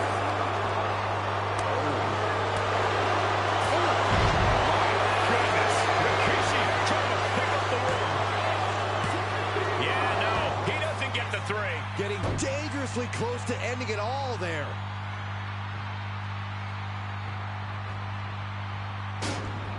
Looking to explore things ringside now. He's headed out to the ringside area. A hockey stick? I see. He does not just want to hurt the competition. He wants to embarrass them. He realizes this is his opportunity. Taking aim. Oh, right across the head. Just unsportsmanlike conduct there. Shoulder tackle. We knew tonight was not going to be pretty. We knew we would see bedlam. We are seeing Rikishi's evil intentions and Stone Cold rage collide. Stiff kick. Oh!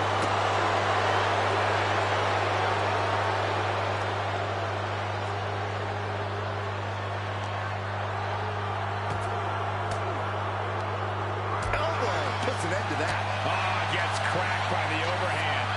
Oh, whipped right into the post.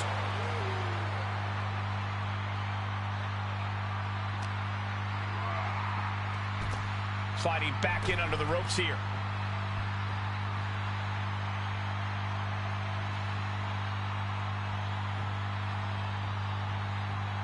Looking to take it to the air now. Sky high. Look out below! They got all of that. just taking flight and soaring through the sky. And just in time, he gets out of there.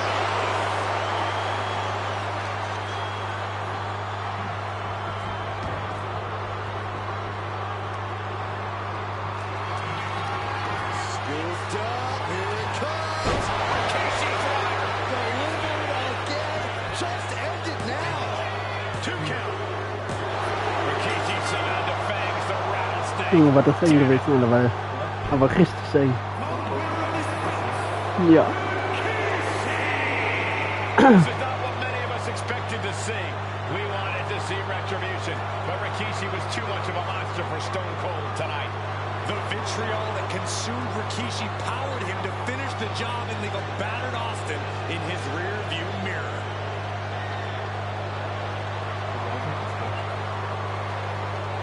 Für das Volk.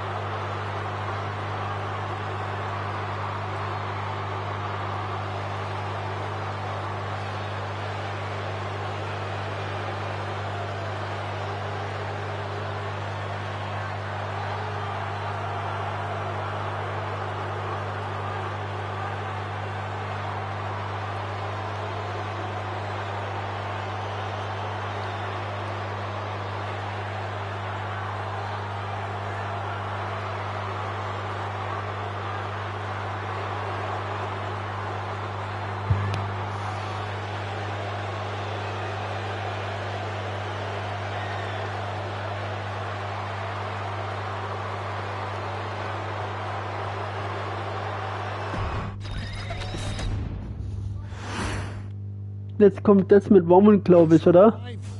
Signaled impending doom. His very presence was enough to intimidate even the bravest WWE competitor. His name itself simply meant the end. And if you found yourself standing across the ring from Umaga, you were most certainly coming to the end of your own road. The younger brother of Rikishi, Umaga, was every bit the Samoan bulldozer that his nickname would suggest, mauling opponents with ease, relishing the chaos that he created. A menace to the entire roster, an unrepentant badass, Umaga tortured his prey with high-impact collisions before ultimately sealing their fate with his vaunted Samoan spike, a vicious move used today by Solo Sikoa. Inside the ring, man, he was just a complete monster. Anybody that stood in front of him, he was going to wreck him no matter what he had to do. He was just a crazy, wild Samoan. Outside of the ring, man, just a loving guy to be around. A fun uncle. Always joking, always barbecuing at his house. I always looked up to him. He was just so cool. Perhaps an unheralded aspect of Umaga's game was his mastery of mental warfare. Umaga loved to present a wild, out-of-control savage, one who needed manager Armando Alejandro Estrada to handle all the details while he destroyed opponents. Umaga was the perfect definition of the word aura. A two-time intercontinental heavyweight champion, Umaga established himself as one of the purest forms of dominance to ever set foot in a WWE ring. His intense clashes with Batista, the Heartbreak Kid Shawn Michaels, and Triple H, along with WWE Championship battles against John Cena, still live on in the memories of those who were fortunate enough to watch Umaga perform. And Umaga will live in immortality through every member of this family, whether it's with a huge Samoan drop, a running bulldozer into the corner, a Samoan spike, or even a war cry in the middle of battle. Umaga is forever. I wish he was here. I know he's watching from above. So you, our beloved Us in training, are asked one simple thing here in the WWE 2K25 showcase: to defeat John Cena. You've done that in this mode before, right? Simple. It was at New Year's Revolution in 2007 that Umaga and John Cena first collided for the WWE title. Umaga appeared to be too much for Cena in the minds of many pundits. Undefeated in WWE some 9 months after his debut, and things were going very well for Umaga. Until they weren't. Umaga would see his undefeated streak end by, of all things, a damn roll-up after rushing directly into the outstretched shoes of John Cena. 1 second of luck allowed John Cena to escape the inevitable, and now it's on you to fix it. Head into that ring. Showcase Umaga's cruel brutality and get Umaga the WWE Heavyweight Championship victory that he should have gotten in the first place. I assure you, my dear friend, Armando Alejandro Estrada will make sure nothing else goes wrong if you take care of business inside the ring.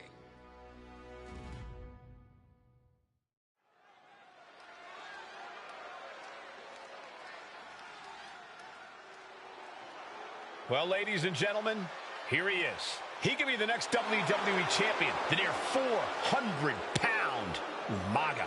A man that since debuting right after WrestleMania 9 months ago has remained undefeated. And Umaga has been in the ring, Byron, with the best of WWE. This man looks, moves, and sounds like a movie monster. Except Umaga is for real. He is a Samoan bulldozer, an 18-wheel version with a mean streak. Big, athletic, strong, and probably going to outweigh John Cena by well over 100 pounds. Since 1963, the WWE title has only changed hands twice here in Kansas City. That's twice in the last 47 years. But Umaga is a scary human being. He can easily change that trend right here tonight.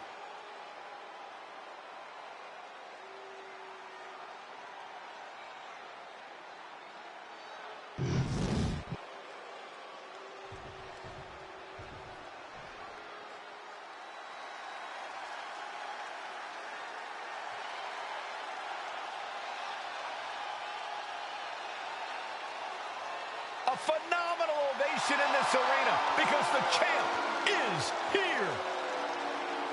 John Cena has a gigantic challenge awaiting him in the ring, but Cena doesn't have a reverse gear. Absolutely not. The champ only goes one way, and that's straight at you.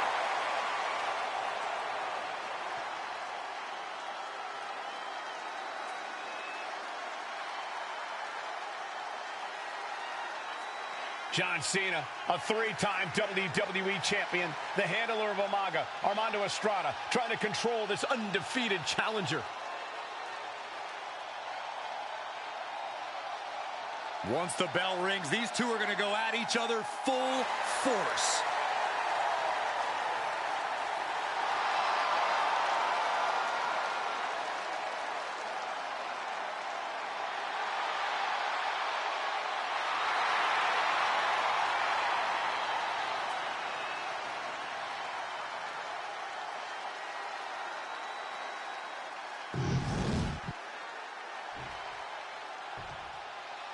The following contest is scheduled for one fall, and it is for the WWE Championship. Introducing first, the challenger from the Isle of Samoa,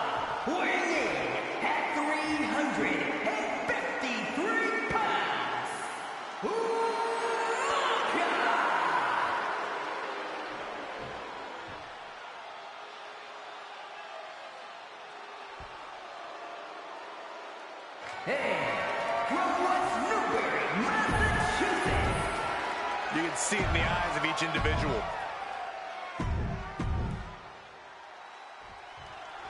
John Cena and...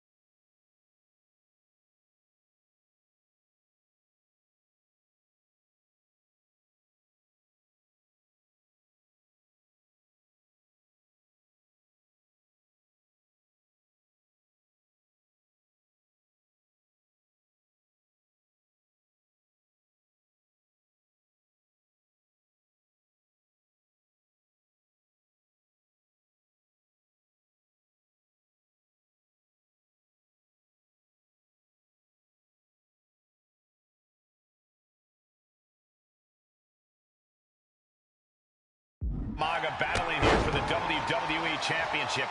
Will John Cena halt the Samoan Bulldozer's path to destruction? Cena's going to have to go all out to accomplish that.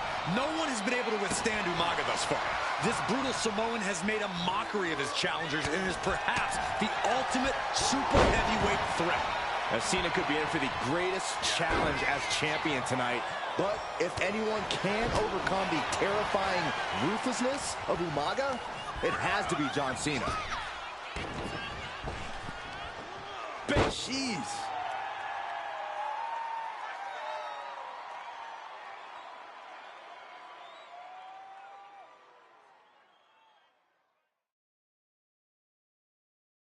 Big back body drop. What elevation. Umaga is truly a specimen to marvel at, Corey. And his handler, Armando Alejandro Estrada, knows he has a thoroughbred on his hands. There's a difference between thoroughbreds and Umaga, though, Cole. Thoroughbreds can be tamed. Umaga cannot. Estrada can only serve as a mouthpiece.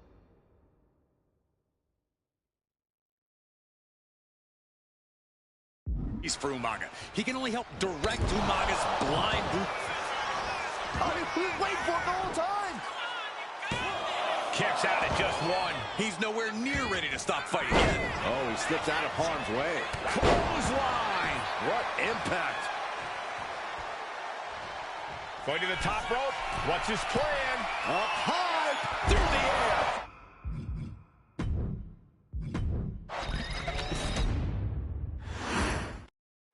Here we go with the WWE Championship on the line. John Cena versus the Samoan bulldozer Umaga. Big fight feel here in this building. The undefeated Umaga has set his sights on Cena, and there's nothing left standing in his way.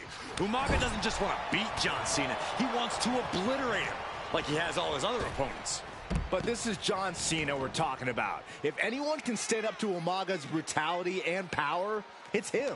Cena's going to fight to defend his title with everything he's got. And you just see Cena's legs bent awkwardly off the steel steps. Umaga really pinpointed a target with that attack. I don't know if it was strategic on the part of Umaga or just a result of his rampage, but either way, taking out Cena's foundation is going to sway the power advantage into Umaga's favor now. Taking things to the outside, but got to make sure to heed the officials' count. And don't expect much of a wrestling match in this one. Expect more of a brawl.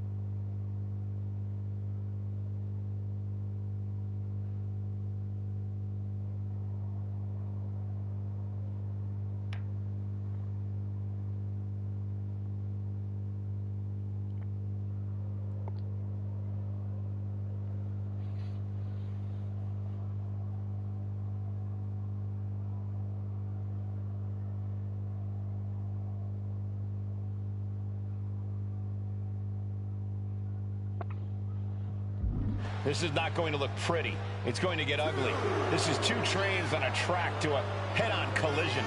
Toe-to-toe, it's going to be bad, it's going to be bloody, and it will come down to who wants it more. Uh-oh. Step ahead there.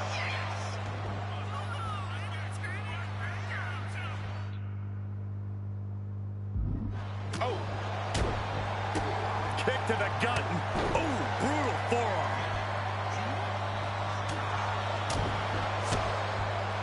Big blow could be felt throughout the arena. Ooh, clothesline delivered. Cena tonight attempting to do something no one else has been able to do. Be it HBK, Triple H, Kane, the list goes on and on. No one has been able to beat Umaga. Since debuting in last year's WrestleMania, he's never been pinned, never been submitted. Umaga is a man who's decimated every single thing in his path. It's not hyperbole to call him a dangerous and deadly savage.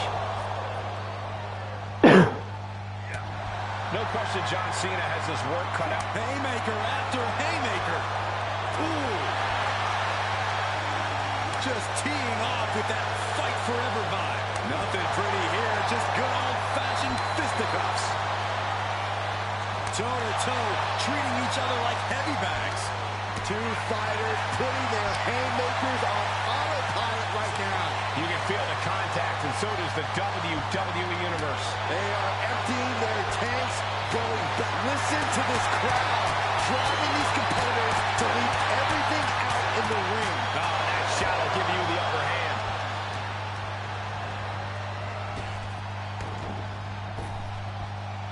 Nice hip toss. The champ with the cover. Gets the shoulder up and one. Channeling his energy to stay in this matchup. Manages to reverse it. Now Umaga looking for some momentum.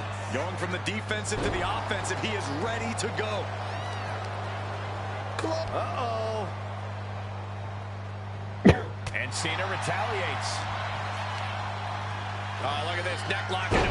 What a suplex. I can't believe it. Somehow able to find the leverage and get it done. From the top, the leader of the C Nation. John Cena is pulling out all the stops, trying to keep Umaga down. All the punishment he's taken, and yet he's still in this match? Will Cena conquer the undefeated Umaga? Oh, Cena got caught with the reversal. A rare position for Cena in this fight.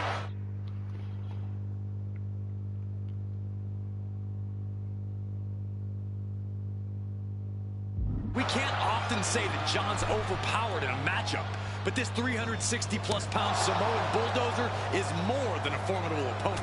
Listen, sometimes when there's a fight, you're not always going to be the biggest. You're not always going to be the strongest. And even if that is the case for Cena tonight, John Cena has never met a fight he didn't like. Cena will try to gain strength from this capacity crowd in Kansas City, but not even that may be enough to stop a rampaging Umaga.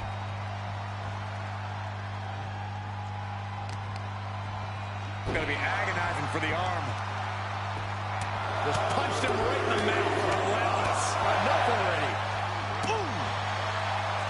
Umaga, of course, coming from a very rich heritage. Some of the greatest athletes in any sport come from the Samoan heritage. Umaga's aggressiveness can be traced back to his bloodline. When you're fighting a Samoan, you are battling a tough, scary human being. Brutal attack from Umaga. He smells Cena's blood in the water. That's using your head.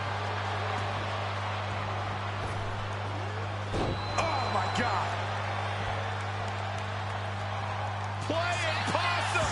Shoulders down. Junge, was? Cena got him. Das gibt's nicht, das gibt's nicht, das gibt's nicht, das gibt's nicht.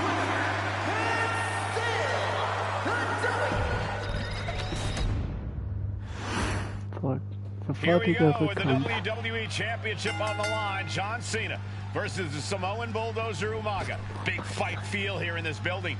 The undefeated Umaga has set his sights on Cena, and there's nothing left standing in his way.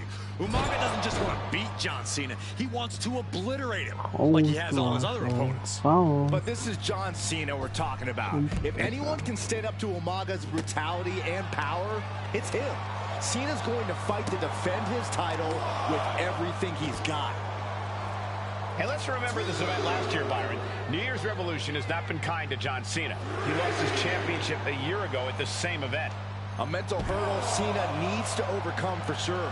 But the past is the past. I think John has a much bigger distraction in front of him right now. Dropping the elbow.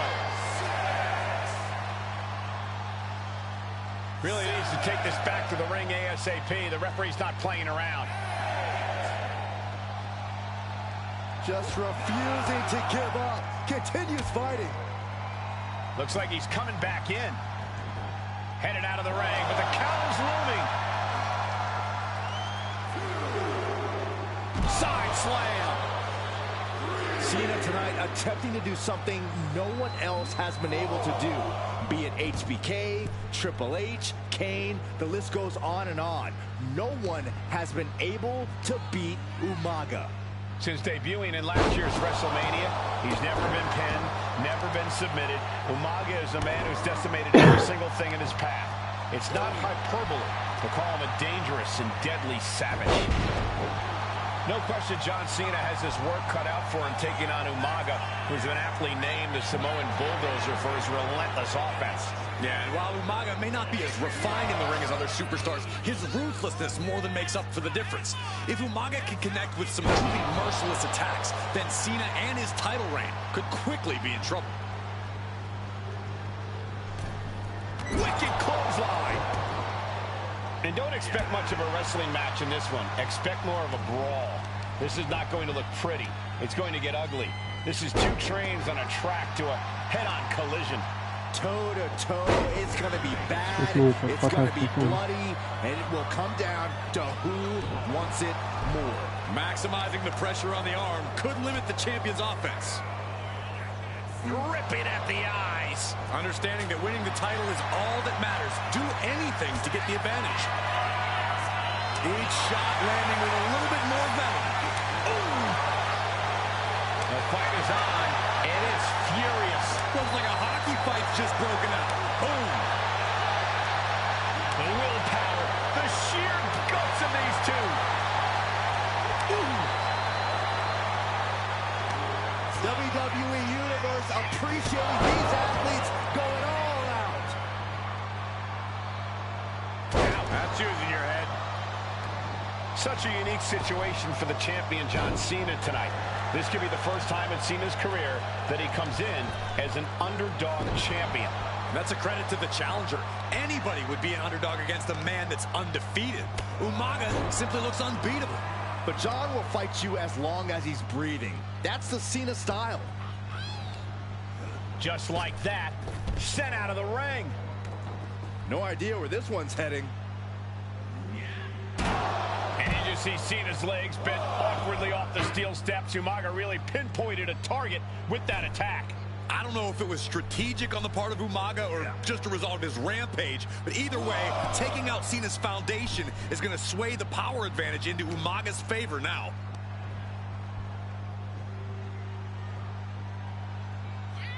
Choke slam! Umaga is truly a specimen to marvel at, Corey, and his handler, Armando Alejandro Estrada, knows he has a thoroughbred on his hands. There's a difference between thoroughbreds and Umaga, though, Cole. Thoroughbreds can be tamed. Umaga cannot. Estrada can only serve as a mouthpiece for Umaga. He can only help direct Umaga's... The champion doing everything to retain here. And the champ only gets a count of one. He's not letting fatigue set in or get the better of him. He can barely gain his footing, and he has no clue what's coming. Down by the DDT. And the champion still chipping away at the challenger. Cena knows it will take much more to defeat this beast of a man. Oh, man. A rare position for Cena in this fight. We can't often say that John's overpowered in a matchup, but this 360-plus pound Samoan bulldozer is more than a formidable opponent. Listen, sometimes when there's a fight, you're not always going to be the biggest. You're not always going to be the strongest. And even if that is the case for Cena tonight, John Cena has never met a fight he didn't like. Cena will try to gain strength from this capacity crowd and can't.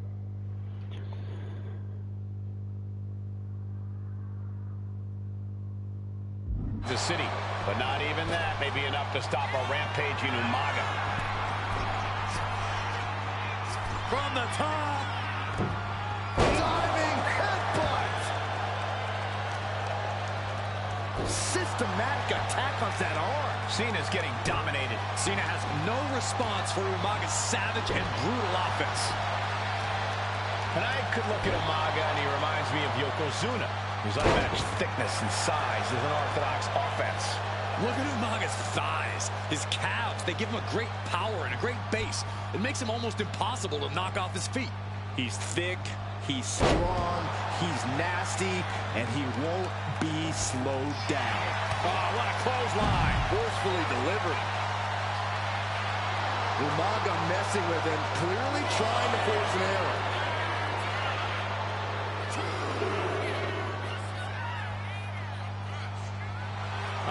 Will he get on with it already? This is a fight.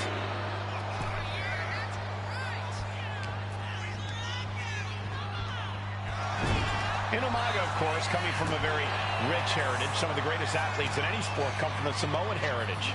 Umaga's aggressiveness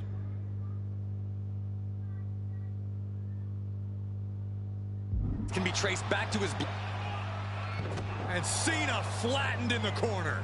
Umaga's just overpowering him. Look at the strength. Into the corner, just setting Cena up. You have to start to ask yourself, is the end of John Cena near? I think so. Look out! What a headbutt. No one has been able to stop Umaga. No one.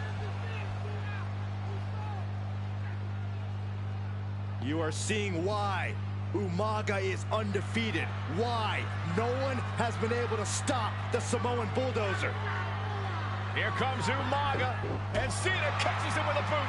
John Cena, behind, rolls him up, shoulders down, and a kick out by Umaga. And Cena immediately back into the clutches of Umaga. I'm not sure what else Cena can do here. I'm not sure John Cena knows how to stop Umaga. And Corey, you know... Well, there's no force equal to being on the receiving end of a headbutt from neither superstar giving an inch here. Oof. Giving up now is not an option. They have to finish this. Slugging away with everything they've got. Bam! Who will break first? That is the question. Each exchange just sapping the energy from these two.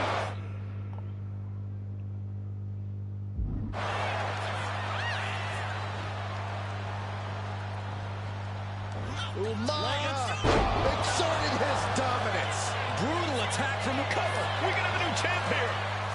Definitely an unorthodox strategy. He must have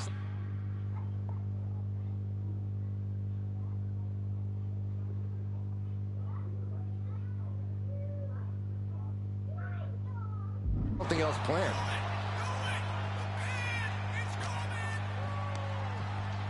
Pulled in for a belly-to-belly. Sometimes I look at Umaga and it just scares me. I think he forgets that he's even in a championship match. Estrada is very aware of it, but Umaga sometimes looks oblivious to what's going on, other than the fact that he knows he's supposed to hurt his opponent. Having no conscience is what has set Umaga apart. If he gets confused and the bloodthirst takes over, This'll do it. Umaga. Samoa Spike.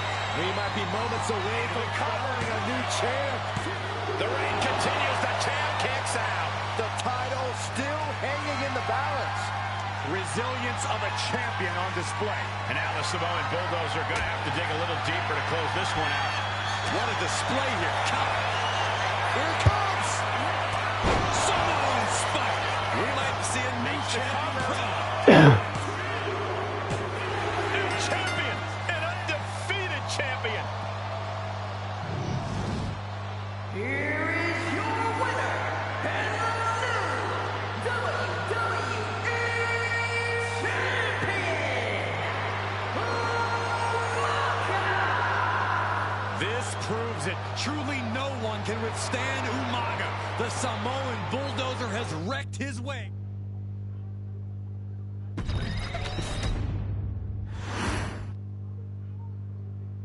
Hey, in WWE, things move really fast. If you aren't present in the moment, it can feel like a year goes by in only 2 or 3 minutes. That's why you always have to make time to make sure that you check. Hold on.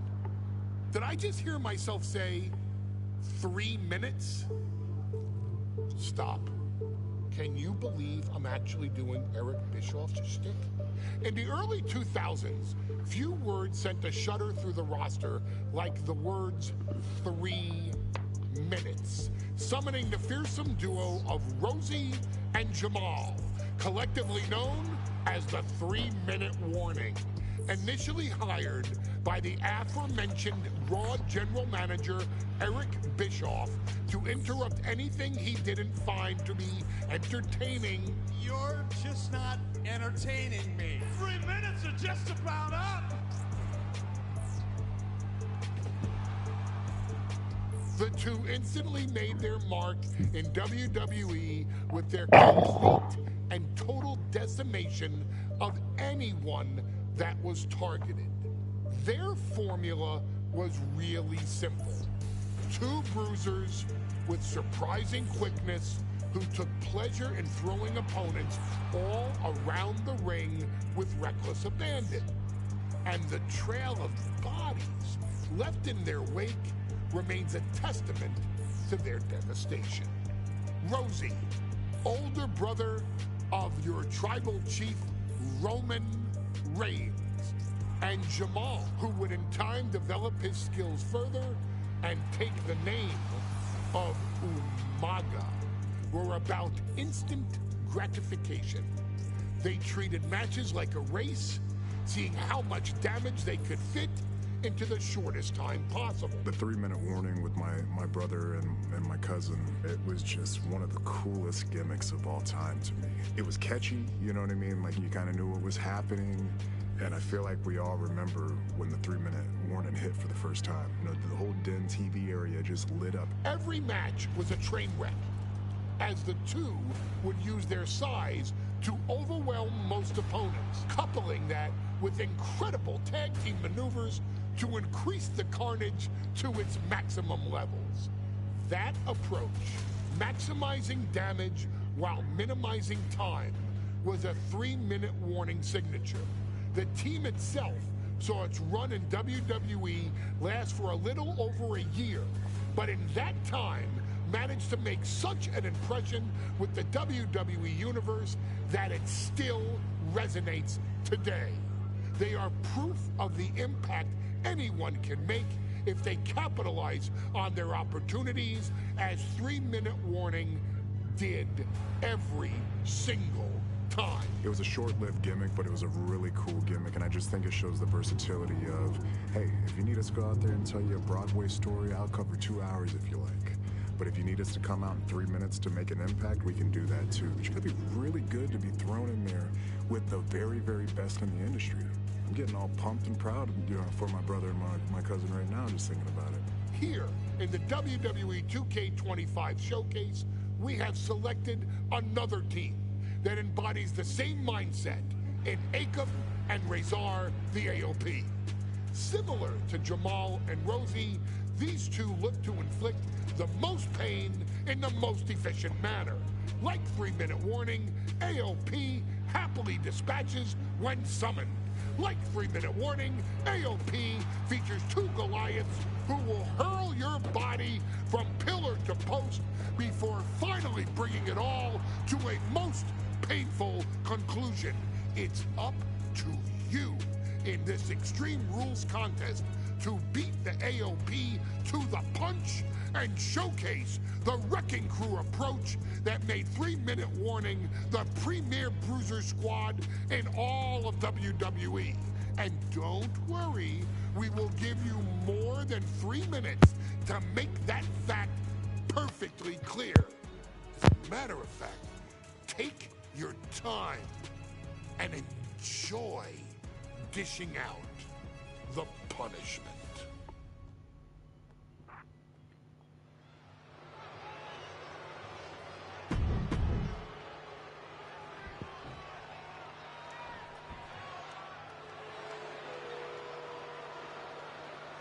And guys, the authors of pain now have...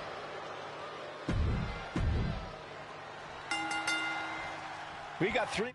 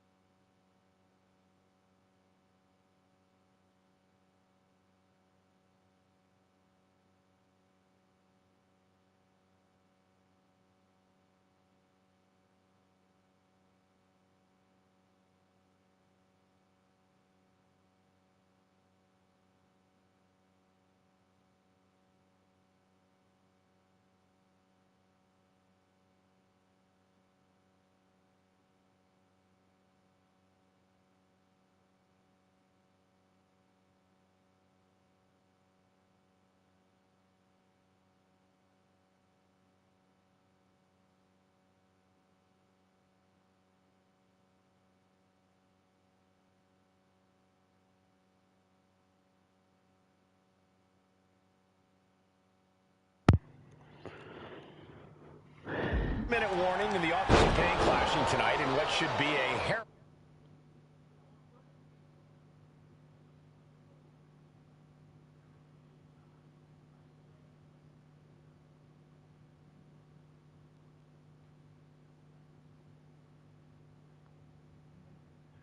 harrowing Extreme Rules match. Considering the teams involved here, it comes as no surprise that we have medical teams standing by backstage. Yeah, these are two of the most merciless and physical teams we've ever seen. lasting bodily harm isn't just highly probable in this match, it's essentially guaranteed. I, for one, can't wait to see what these teams do with the rules thrown out the window. They're free to be as creative as they want in their pursuit of absolutely annihilating one another. AOP and 3-minute warning both love to bring the pain to their opponents, but I'm not sure AOP's ready for the pure chaos that is 3-minute warning. That ability to be totally unpredictable could play in 3-minute warning's favor. Interesting point, Corey. AOP likes to slowly grind their opponents into dust, but 3-minute warning are always looking for a quick, dominant win.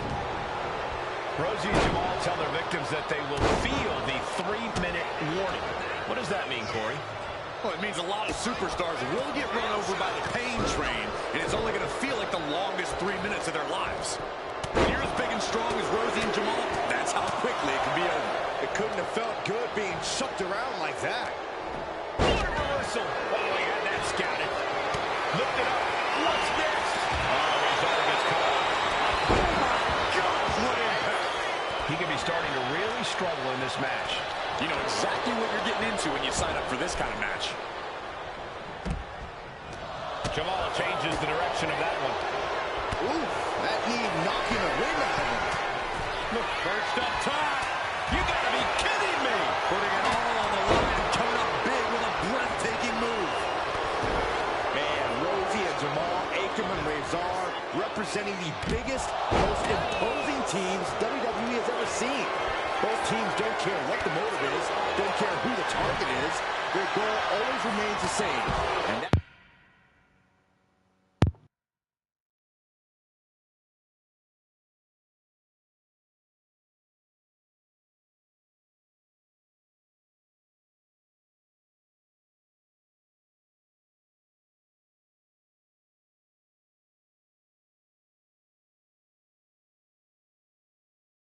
is complete destruction of the opposition.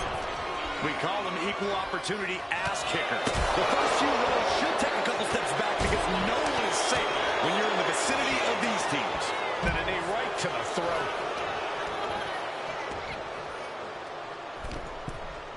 Uh-oh. Had it scouted. Now can capitalize. Elbow drop. This could be the end of the night for Rosie. Kicks out after one. Not quite enough to put him away. Reversal. And that turns things around.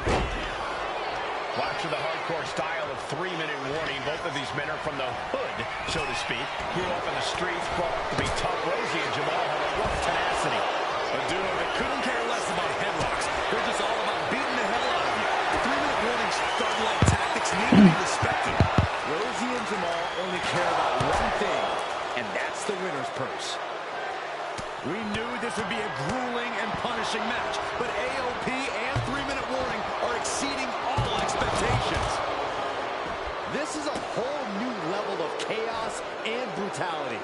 3-minute warning and AOP just keep upping the ante on each other. I guarantee that chair is not going to be used as it was designed for. Just look at the size of all these superstars. The ring had to be reinforced before this match. Over 1,300 combined pounds colliding. These men are so big and so thick, it's a challenge to wrap your arms around them. It's really just best to find weapons and whack away. With on the top. He is looking to do some serious harm. Trying to do as much damage as humanly possible. But at what cost? Oh, man. Tied up and a headbutt from behind. Mat slam with some attitude. Das ist ein Auto von der Bloodline. AOP might have just passed their final testament. It is beyond electric in here. Nice. This energy is at another level. Guck mal, die kriegen den Spiel gar nicht hoch. 6'5", 375 pounds. The man can run a 40-yard dash in 4.8 seconds. This guy is a pure athlete. Rosie played high school football with a legendary running back before playing college ball in Hawaii. Imagine being pancaked by the force Rosie brings. Vicious standpoint. He's definitely been worn down a little. Extreme Rules takes an intense toll on the body. The longer this match goes, the worse it gets. Oh, man.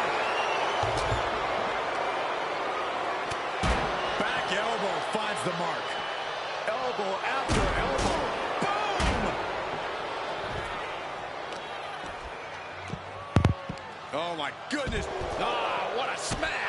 That is just insulting. Oh, what a knee lift. And he's looking out of sorts now. Yeah, but no one has ever won an Extreme Rules match by playing it safe. No! Throwing those steps with such disregard for their opponent. Stop right to the gut. Oh, no. Driving down with the sledgehammer. One wicked attack after another. He's in a very bad spot, totally out of it. What a shoulder. Oh, man, meeting the barricade. Punch him in the chest. Has an answer for Wwe2k. And now gets tossed into the ring. Oh, knee is being torn apart now. He's out of the ring.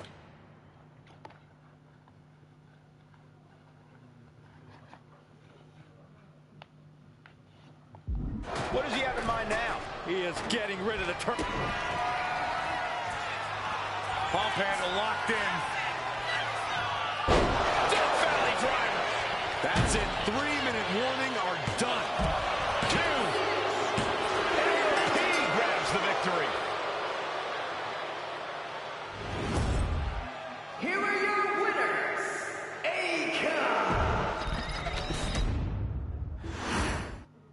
Here we go with AOP and 3-minute warning going head-to-head. This is an Extreme Rules match, and it's a good thing it is, because neither one of these teams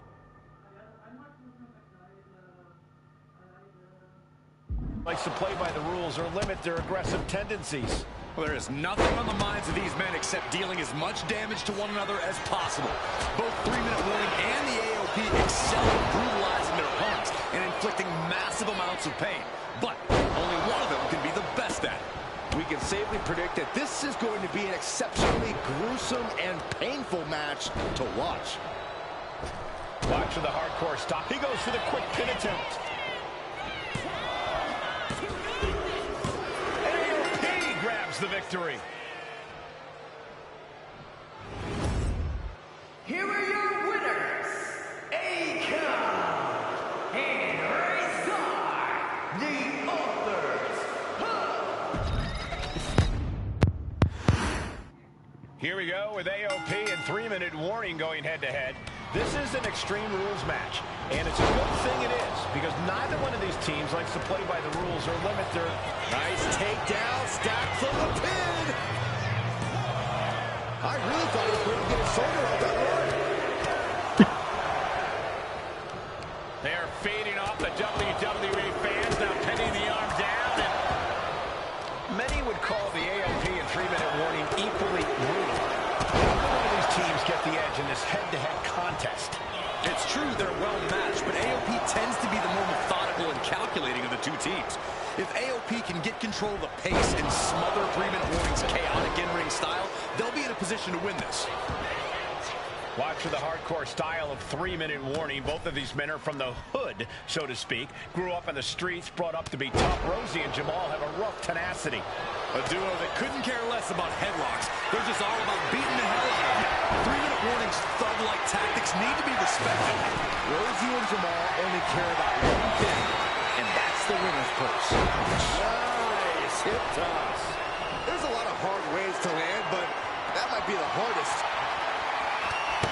Now we're talking. This sledgehammer might be what decides this match. Stiff headbutt, and there was some force on that move. Now he goes for the cover. And the camel clutch. Camel clutch. Great way to break it. Oh, and he manages to reverse. Man, Rosie and Jamal, Wwe2k and Razor, representing the biggest, most imposing teams WWE has ever seen. Both teams don't care what the motive is, don't care who the target is. Their goal always remains the same, and that is complete destruction of the opposition. We call them equal opportunity ass kickers. The first few rows should take a couple steps back because no one is safe when you're in the vicinity of these teams. This match is has spilled out to our announcer's area. Let's hope they take it back in the ring soon. Big boot to the gut. He's doing everything he can to fight out of this tough spot. Boom. Rosie and Jamal tell their victims that they will feel the 3-minute warning. What does that mean, Corey? Well, it means a lot of superstars will get run over by the pain train, and it's only going to feel like the longest 3 minutes of their lives. When you're as big and strong as Rosie and Jamal, that's how quickly it can be over. Big clothesline. Oh, my, what a splash. Completely steamrolled. And that was a precisely measured attack. Shoulder tackle. Effective dodge there. What a clothesline. Ouch. Oh, man, a little extra luster behind that kick. Big boot.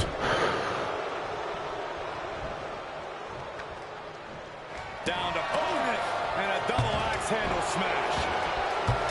Pay special attention to Rosie in this matchup. 6'5", 275 pounds. The man can run a 40-yard dash in 4.8 seconds. This guy is a pure athlete. Rosie played high school football with a legendary running back before playing college ball in Hawaii. Imagine being pancaked by the force Rosie brings. Ow! He's getting fired up now, really feeding off this crowd. And avoids taking any damage. Rizzo cuts him off. Covering that offense. Oh, feet tackle. Talk about intimidation. I'm not sure if it's resilience or stupidity that's going to drive you to try and come back from a move like that.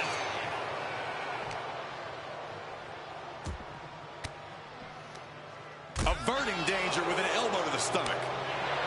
Just look at the size of all these superstars. The ring had to be reinforced before this match. Over 1,300 combined. Arms colliding. These men are so big and so thick, it's a challenge to wrap your arms around them. It's really just best to find weapons and whack away. Yeah, and there's plenty of weapons to choose from tonight. Brought back into the ring from the floor now. STO takedown. We knew this would be a grueling and punishing match, but AOP and 3-minute warning are exceeding all expectations. From behind, 2-point. Shoulders down. And he easily stops the ref's count. He's not even close to being done yet. Huge uppercut, practically out of nowhere. Ball handle locked in. AOP might have just passed their final testament. We might be nearing the limits of this match. I'm positive this wasn't in his game plan, but if he wants to survive this match, he needs to come up with a new plan ASAP.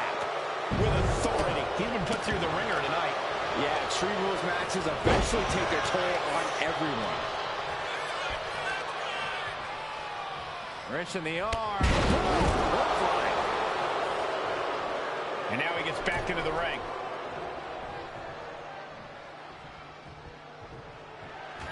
Uh-oh. Uh-oh. Fought off with an elbow. Each athlete finding an answer for everything thrown at them. This is a whole new level of chaos and brutality. 3-minute warning. The superstar has control of their opponent, driving them down to the canvas. And what's next? From the middle row, splash! Forget it. AOP just fell to their demise. And into the corner he goes. Uh-oh. Face first. He's in a bit of agony now. Extreme Rules takes an intense toll on the body. The longer this match goes, the worse it gets. Oh, Rezar gets cut off. Big time clothesline. Good grief. Clothesline. Jamal pins the shoulders down. Fights out at 2. I am shaking my head in disbelief over how he managed to get the shoulder up. That's using your head. And his head was once again the target. Time for him to defend against that. He's able to. Nice takedown. Stack them up. He gets the kick out after the 1. still going to take a massive effort to keep him down. It pulls off the reversal.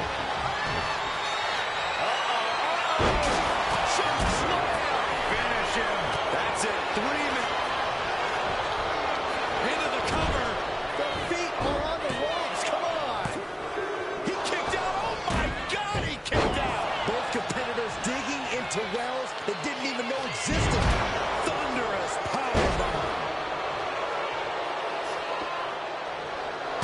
And Rezar is firing up the crowd here. Back into the ring now.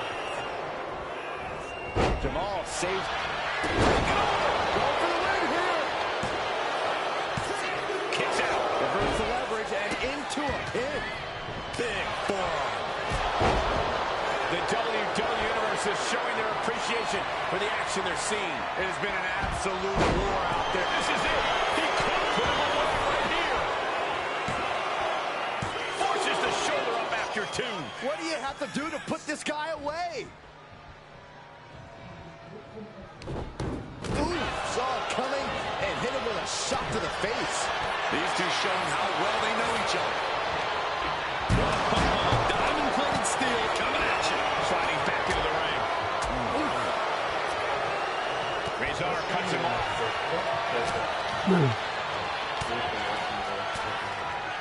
Power slam.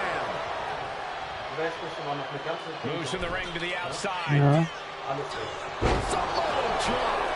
Going for the 3 count. No, stops the count. Da, der kleine Getting that Fettsack. shoulder up now is huge.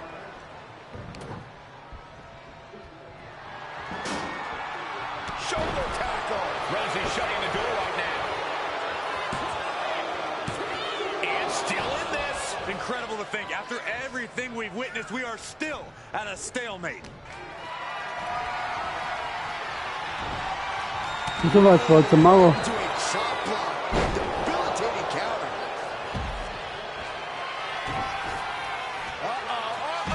This could be the end of the night for Rosie. Goes for the pin. And stopping the pin there.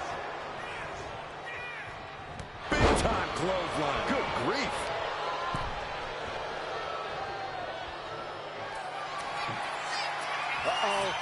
Wie jetzt oder Quickly was? slides into the ring. Dominating. Pump handle locked in. Death Valley driver.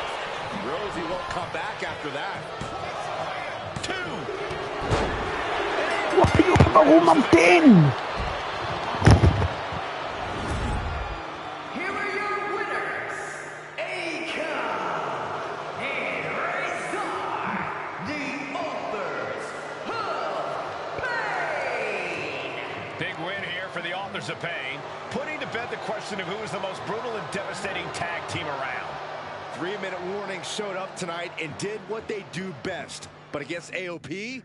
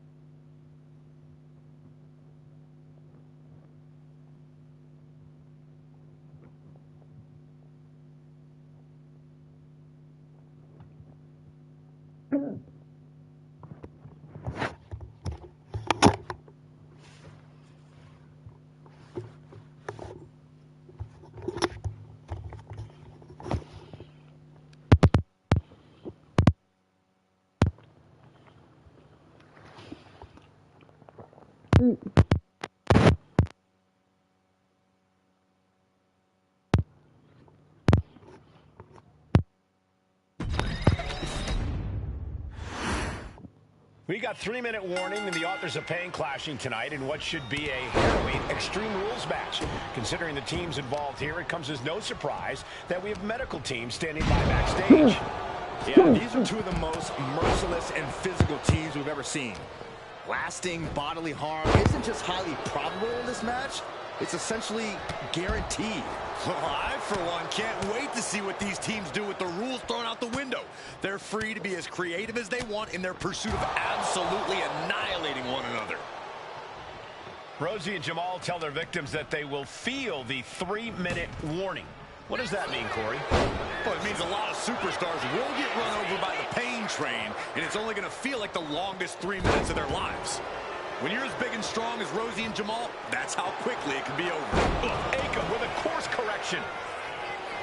Oh, heads outside the ring. And no countouts means he can take his time. Oh, man. Obviously hoping to take things to the next level with this ladder. AOP and 3-minute warning both love to bring the pain to their opponents. But I'm not sure AOP's ready for the pure chaos that is 3-minute warning. That ability to be totally unpredictable could play in 3-minute warning's favor. Interesting point, Corey. AOP likes to slowly grind their opponents into dust, but 3-minute warning are always looking for a quick, dominant win. Stops to the legs. Watch for the hardcore style of 3-minute warning. Both of these men are from the hood, so to speak. Grew up in the streets, brought up to be tough. Rosie and Jamal have a rough tenacity. A duo that couldn't care less about headlocks. They're just all about beating the hell out of you. 3-minute warning's thug-like tactics need to be respected. Rosie and Jamal only care about one thing, and that's the winner's purse. Readjusting the furniture. We know how this ends.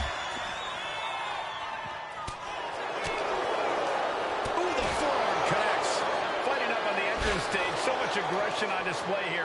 These two showing no regard for their well-being. Nothing fancy here, just raw power. An unyielding showing of authority. No two ways about it. With all this in mind, take it from me. Nothing good ever comes from rearranging furniture. Pay special attention to Rosie in this matchup. 6'5", 375 pounds. The man can run a 40-yard dash in 4.8 seconds. This guy is a pure athlete. Rosie played high school football with a legendary running back before playing college ball in Hawaii. Imagine being pancaked by the force Rosie brings. Oh, target acquired and destroyed. Stop right to the gut. Oh, that might have just broken something. Akam found himself in the wrong place there. Yeah, Rosie looked confident going on the attack.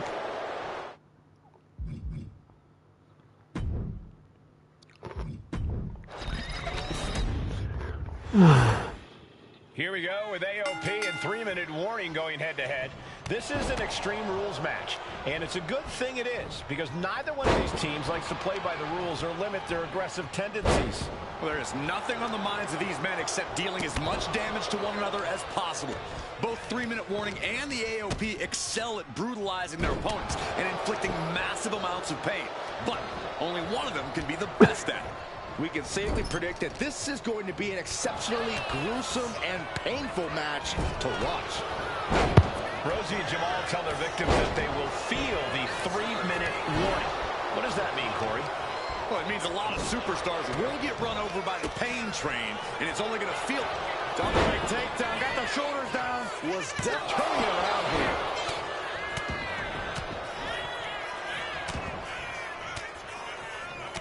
And evades the attack. Practically never-ending blows coming at full force here. AOP and 3-minute warning both love to bring the pain to their opponents. But I'm not sure AOP's ready for the pure chaos that is 3-minute warning. That ability to be totally unpredictable could play in 3-minute warning's favor. Interesting point, Corey. AOP likes to slowly grind their opponents into dust, but 3-minute warning are always looking for a quick, dominant win. Watch for the hardcore style of 3-minute warning. Both of these men are from the hood, so to speak. Grew up in the streets, brought up to be tough. Rosie and Jamal have a rough tenacity. A duo that couldn't care less about headlocks. They're just all about beating the hell out of you. 3-minute warning's thug-like tactics need to be respected. Rosie and Jamal only care about one thing, and that's the winner's purse. That's using your head. Aiken avoids the attack. Big-time clothesline. Good grief. Lifted and completely helpless here. Ooh, pinpointing the trachea. Isolating their opponent's arm and And a series Boah, Junge, hau doch zu! Just look at the size of all these superstars. The ring had to be reinforced before this match. Over 1,300 combined pounds colliding. These men are so big and so thick, it's a challenge to wrap your arms around them. It's really just best to find weapons and whack away. Yeah, Alter, war ja nicht mehr auf den fokussiert. Kicks out of the pinfall attempt. he is certainly sending a message, getting his shoulder up. Pump handle locked in. Death Valley driver. That's it. 3-minute warning are done. There's 2, 3. No, he kicked out. Are you kidding me? Junge, das ist so lächerlich, der kleine Hurensohn. Der Scheiß. Here we go with AOP and 3-minute warning going head-to-head. This is an Extreme Rules Guck match, das an. and it's a good thing it is, because neither one of these teams likes to play by the rules or limit their aggressive tendencies. There is nothing on the minds of these men except dealing as much damage to one another as possible. Both 3-minute warning and the AOP excel at brutalizing their opponents and inflicting massive amounts of pain. But only one of them can be the best at it. Die haben ja nicht mal kaum Fähigkeiten für den Kopf, das ist so voll behindert. Exceptionally gruesome and painful match to watch. Just look at the size of all these superstars. The ring had to be Kann jetzt reinforced before nicht. this match. Over 13 Nee, ich kann jetzt nicht. pounds colliding. These men are so big and so thick, it's a challenge to wrap your arms around them. It's really just best to find weapons and whack away. Yeah, and there's plenty of weapons to choose from tonight. AOP and 3-minute warning both love to bring the pain to their opponents. But Nice takedown, stack for the pin. he's able to kick out before 2. Kicking out there really has to make his opponent question his game plan. Right to the face. My God. He is looking to do some serious harm. He's headed out to the ringside area. Punch connects. Pay special attention to Rosie in this matchup. 6'5", 375 pounds. The man can run a 40-yard dash in 4.8 seconds. This guy is a pure athlete. Rosie played high school football with a legendary running back before playing college ball in Hawaii. Imagine being pancaked by the force Rosie brings. A big kick to the gut and a thunderous forearm to follow. Oh, you can tell he's feeling it now. This fight is pumping him up. And any one of those shots could take you out for good. What a headbutt. Vicious. His confidence has to be rocked after that. Junge, und du kannst noch nicht weiter draußen. Fette Sau, Alter. Oh, what a splash. This might be the end here. And the referee ends the count. Still has enough energy for the simple kick out.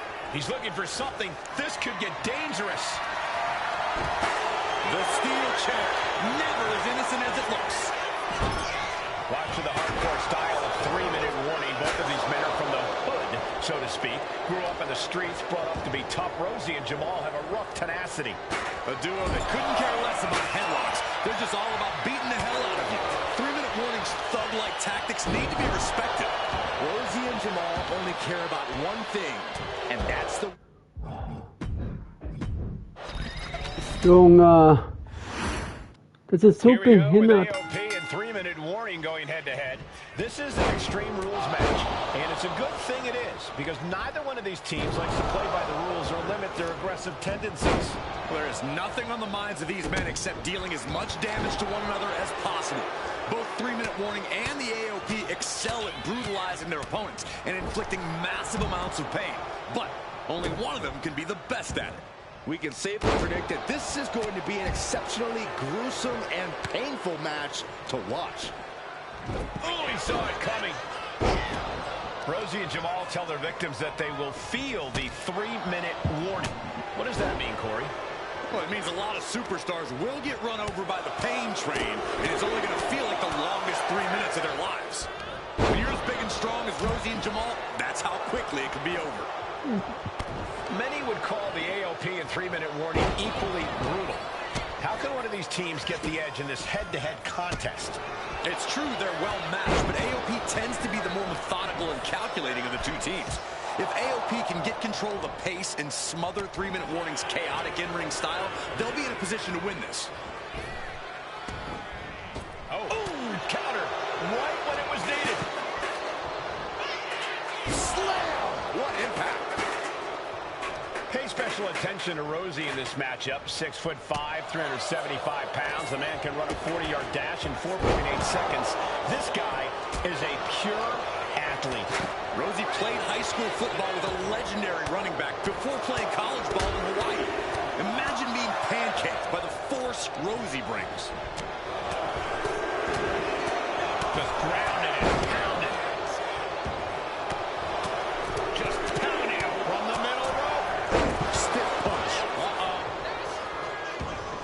Aiken with a course correction. Jamal, this could be it. The pin.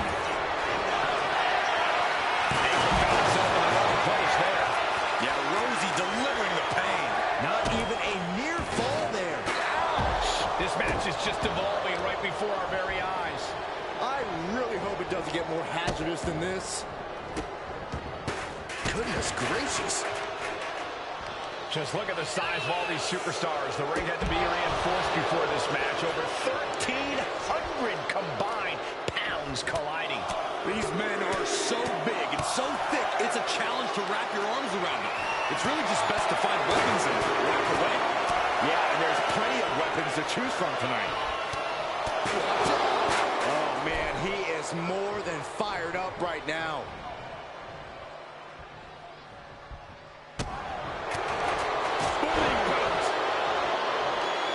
He wants this fight on the outside. Anstatt dass der Wichser aufsteigt, der The Fettker. authors of pain clashing tonight in what should be a harrowing Extreme Rules match. Considering the teams involved here, it comes as no... Aiken with an early cover.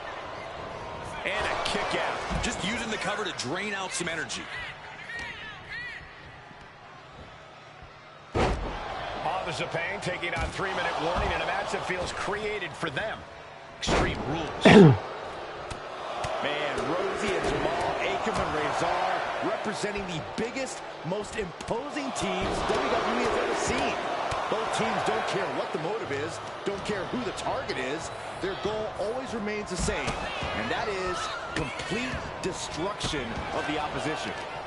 We call them equal opportunity ass kickers. The first few rows should take a couple steps back because no one is safe when you're in the vicinity of these teams. Many would call the AOP and 3-minute warning equally brutal. How can one of these teams get the edge in this head-to-head contest? It's true they're well matched, but AOP tends to be the more methodical and calculating of the two teams. If AOP can get control of the pace and smother 3-minute warning's chaotic in-ring style, they'll be in a position to win this.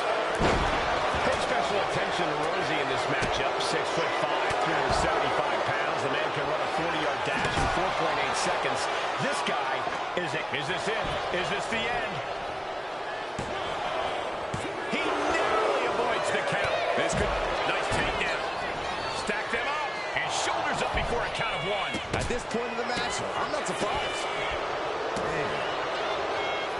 Oh, boom. Uh-oh. Headbutt. Big time clothesline. Good. Maybe not. Maybe not. Oh, my. How in the world did he kick out of that? He clearly has no intention of staying down. And that definitely with the hardcore style of 3-minute warning. Both of these men are from the hood, so to speak. Grew up in the streets, brought up to be tough. Das ist unmöglich. Jetzt mal ernsthaft, das ist so was. We got 3-minute warning and the authors of pain clashing tonight in what should be a harrowing Extreme Rules match. Considering the teams involved here, it comes as no surprise that we have medical teams standing by backstage. Yeah, these are two of the most merciless and physical teams we've ever seen. Lasting bodily harm isn't just highly probable in this match, it's essentially guaranteed. I, for one, can't wait to see what these teams do with the rules thrown out the window. They're free to be as creative as they want in their pursuit of absolutely annihilating one another. AOP and 3-minute warning both love to bring the pain to their opponents, but I'm not sure AOP's ready for the pure chaos that is 3-minute warning. That ability to be totally unpredictable could play in 3-minute warning's favor. Interesting point, Corey. AOP likes to slowly grind their opponents into dust, but 3-minute warning are always looking for a quick, dominant win. Pay special attention to Rosie in this matchup. 6'5", 375 pounds. The man going takedown. Gonna stack them up here. Look at pin. He kicks out almost immediately. He's really trying to rush this match. He's able to dodge out of the way. That was a hell of a maneuver there, guys. Boom! Perhaps looking for some kind of equalizer here. It's like I always say, he who has the sledgehammer has the last laugh. And these attacks are spelling nothing but trouble. Oh, man! He really felt the impact on that one. Yeah, Jamal reminding his opponent. Here we go. All the way down to the floor. A gruesome landing. I don't know how you walk away from that. He's looking for an implement of destruction under the ring. Finds the table, and guys, I do not see the table being won for this world. Man, Rosie and Jamal, Akam and Razor representing the biggest, most imposing teams WWE has ever seen. Both teams don't care what the motive is, don't care who the target is. Their goal always remains the same, and that is complete blast on. Big impact. Look at it. AOP just fell to their demise. Kicks out. He still has life. A long 2.5 in the waning moments of this match. Ooh. A chain of reversals here. Every motion getting cut off. The sheen is starting to wear off of him a bit now. Dominating shoulder tackle.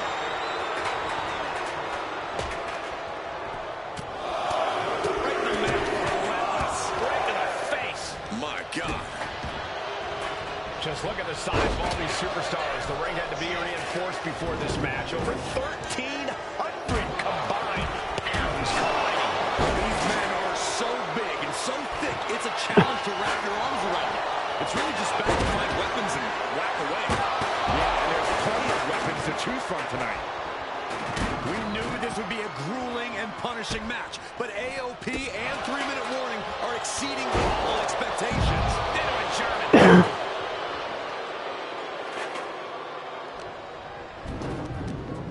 And he goes crashing to the outside. And that was an effective attack, guys. He gets back into the ring. Uh-oh, headbutt. Nothing fancy there. Rosie and Jamal tell their victims that they will feel the 3-minute warning. What does that mean, Corey? Well, it means a lot of superstars will get run over by the pain train, and it's only going to feel like the longest 3 minutes of their lives. When you're as big and strong as Rosie and Jamal, that's how quickly it can be over. What now? Stop right to the gut. This could be the end of the night for Rosie. Was? He breaks the rest Okay. after one. You expect these pins to last much longer at this stage in the match. Alter, das ist doch nicht so. Here are your winners. Here we go with AOP and 3-minute warning going head-to-head. This is an Extreme Rules match, and it's a good thing it is, because neither one of these teams likes to play by the rules or limit their aggressive tendencies. There's nothing on the minds of these men except dealing as much damage to one another as possible. Both 3-minute warning and the AOP excel at brutalizing their opponents and inflicting massive amounts of pain. But only one of them can be the best at it.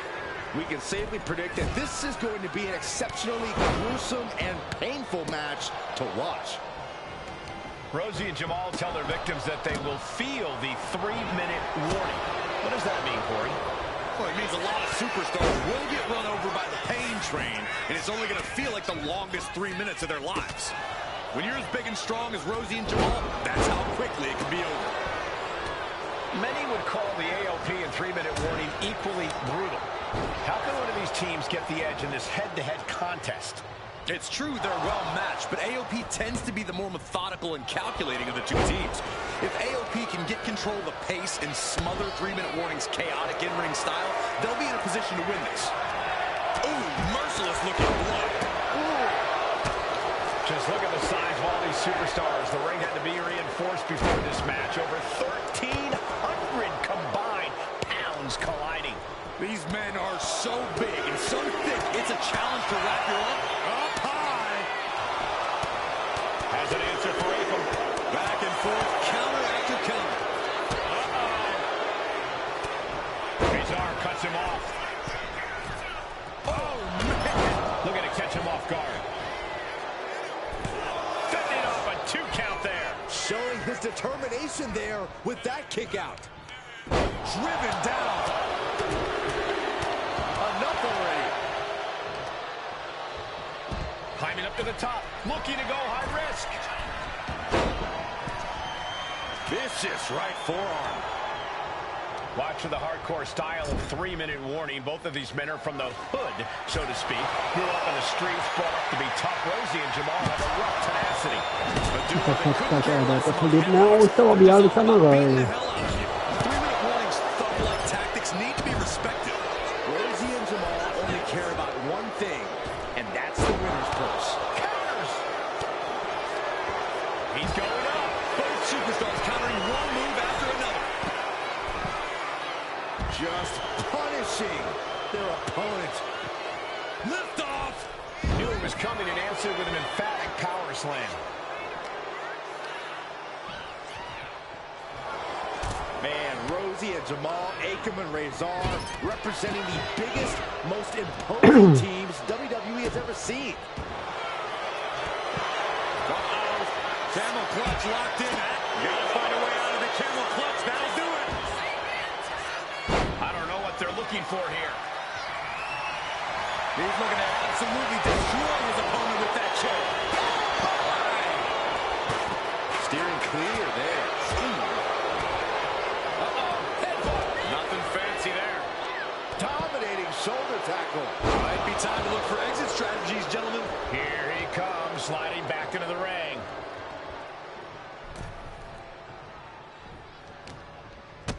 Big boot to the gut. Pay special attention to Rosie in this matchup. 6'5", 375 pounds. The man can run a 40-yard dash in 4.8 seconds. This guy is into the cover.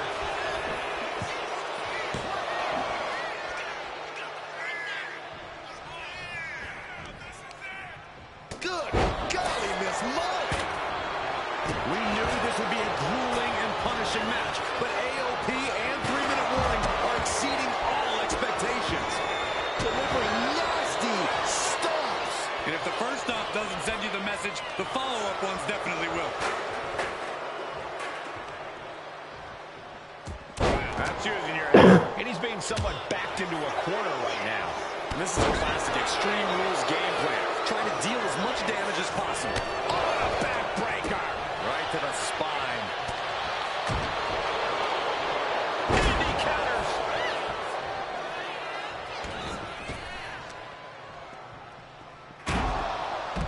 Jamal going up.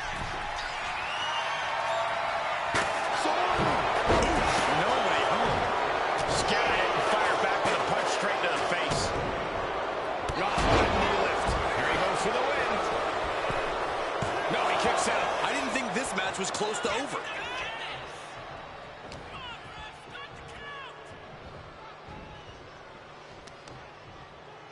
Has an answer for Akam. A show of confidence from Rosie. Jamal starting to get the crowd involved. A big kick to the gut. The clubbing forearm. ringside now. What a punch. Beautiful gator roll.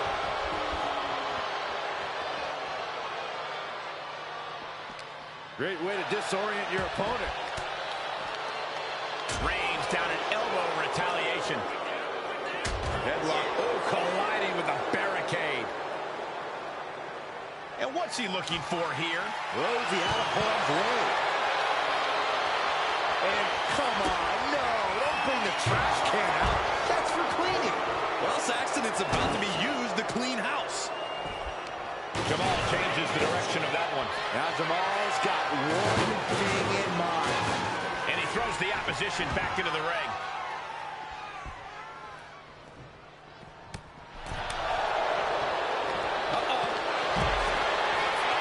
Up across the shoulder. He's truly gone to a different zone, you guys. 3-minute warning might just be done messing around. Looking for the pin. Oh, kick out at 2. I'm pretty sure everyone in the building thought that was going to be the end of it, myself included. Hey, it might be time for a change of strategy. His best move didn't get the job done. This is a whole new level of chaos and brutality. 3-minute warning and AOP just keep upping the... Off the leg. Can this pin push him all the way? He manages to kick out. What strength. He's taking some serious hurt, but somehow he's still in this. I think he managed that kick out on pure instinct alone. And the heaviest hitter in the arsenal was not enough. The counter with a knuckle sink. Pump handle locked in. Death Valley driver. AOP might have just passed their final testament. Belly to back suplex imminent and staying with it into the cover. 2 count. No, he gets the shoulder up. What a match. It's been a struggle for these competitors to find an end to this match. But the struggle's worth it.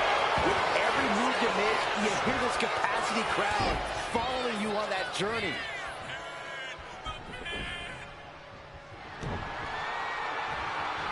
Connects. Saw it coming. All these counters, it's like they're in each other's minds. He's in a bad way, but still has something left in the tank. Heads outside the ring. And no countouts means he can take his time. He's making his way to ringside now. From way up. Double axe handle. Oh, he timed that counter well. Gets out of the ring. What's going to happen now?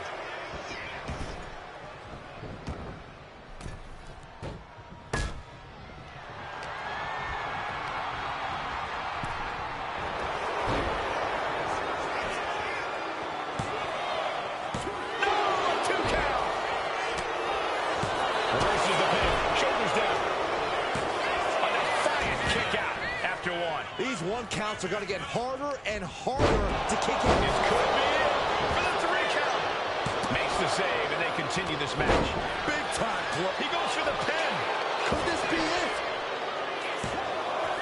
Razor gets the shoulder up. He refuses to stay down. Pure instinct. Short clothesline hits its mark. Gets slammed down. Up they go. Driven down with a Samoan driver. Forget it. AOP just fell to their demise. Able to turn it into a cover of their own. And the count stopped short of 2. He's still got life in this matchup. Taking flight. Down with force. Is there any life left in Razor? Shoulders are down. The save. Still alive here. Sliding into the cover. Looking to end this. Using the ropes for leverage. That's not right. He's able to beat a 2 count. How this match is still going on defies all reasoning. And Rosie gets warded off. Powerful takedown.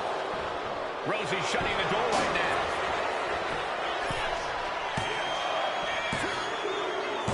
Rosie and Jamal survive Extreme Rules. Here are your winners, Rosie and Jamal. 3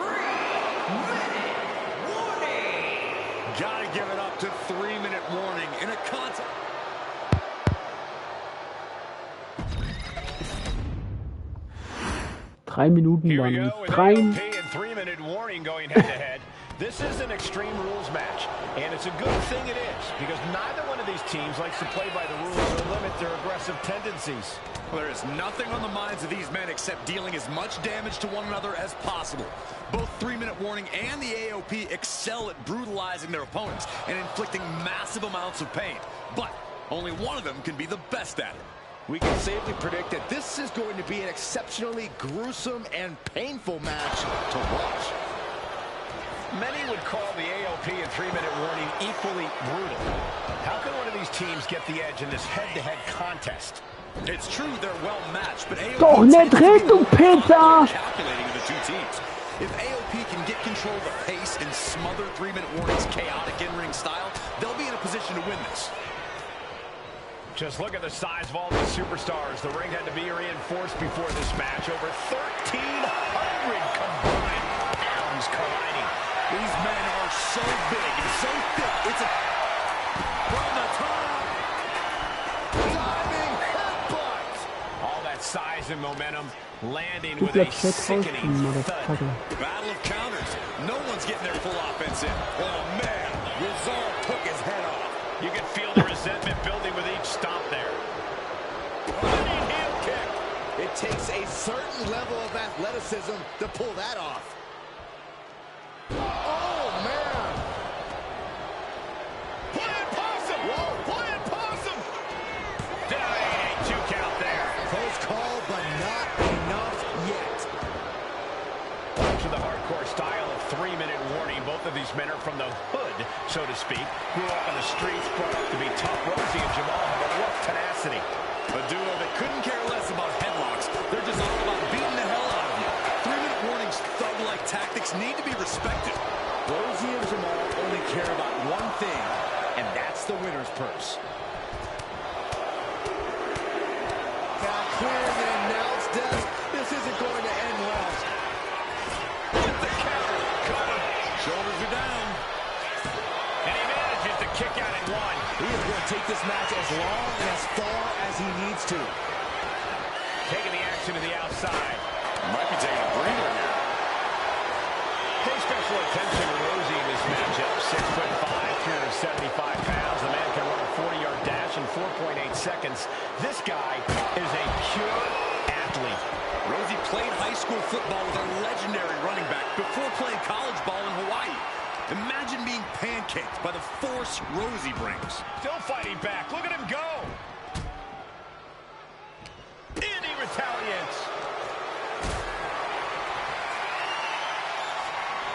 Jamal. They're setting the table on fire. Oh, my God. It seems like this match is becoming something of an uphill battle for him. From the top.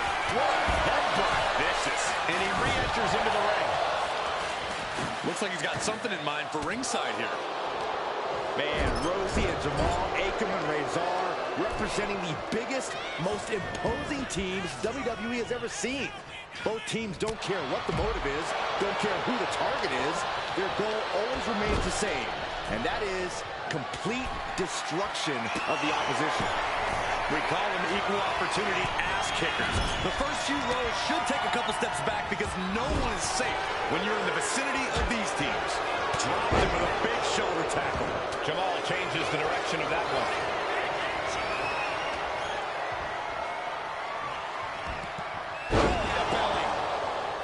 Boom, what a forearm. Has an answer for Akam. Got him right where he wants him. And going for the pin. Oh, he was almost finished. Somehow, someway, escapes defeat. Still alive. And there needs to be a refocus now. That was the moment that could have ended things. A moment that's being replayed in their heads right now. Hooked up. Rather than a power elbow right to the breadbasket for their troubles. The WWE Universe is pouring more fuel on his fire right now. The ladder. Things are about to get very interesting and dangerous. Jamal saves himself. Spinning heel kick. And a clothesline. No count out as he takes things out of the ring. Oh, God, drilled right into the post. Being carried around now. Taking a moment to get pumped off of this crowd's incredible energy. And the action is... Oh, God, what a shot to the face. Forget it. AOP just fell to their demise. We knew this would be a grueling and punishing match, but AOP and 3-minute warning are exceeding all it. Here's the cover. I think this may... Oh, wait, no. Not like this. Wow, talk about making the save. Oh, God. Boom. Read that one. Uh-oh. Cut off with a sweep. Boom. Exiting the ring, taking the action outside.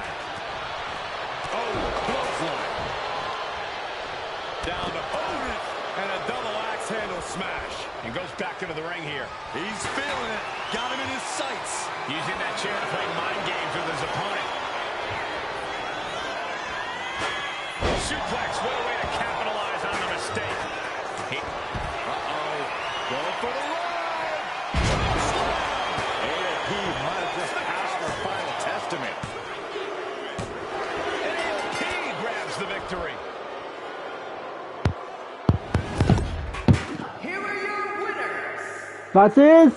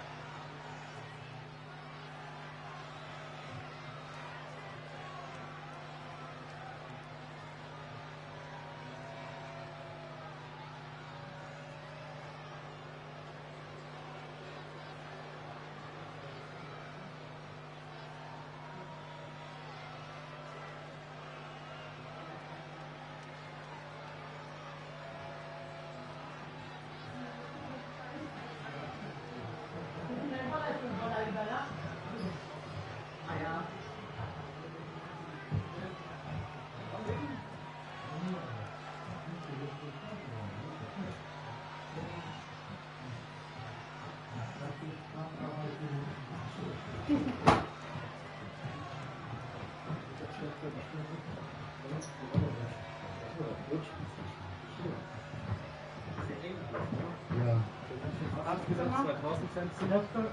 Was ist denn dein Zimmer? Artikler 2000. Das haben wir gut gemacht hier. Ja, hab ich gemacht. Nein.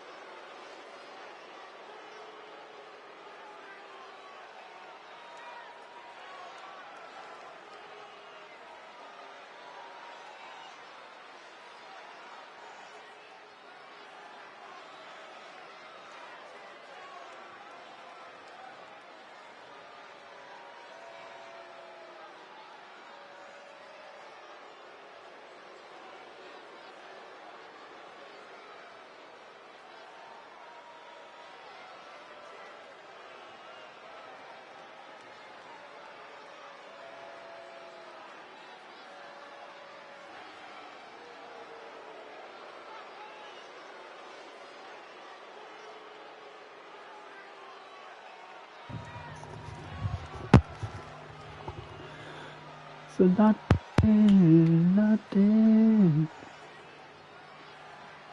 Que casi.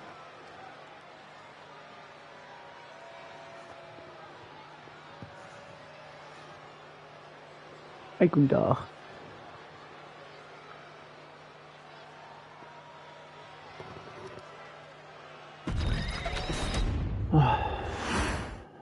Here we go with AOP and 3-minute warning going head-to-head.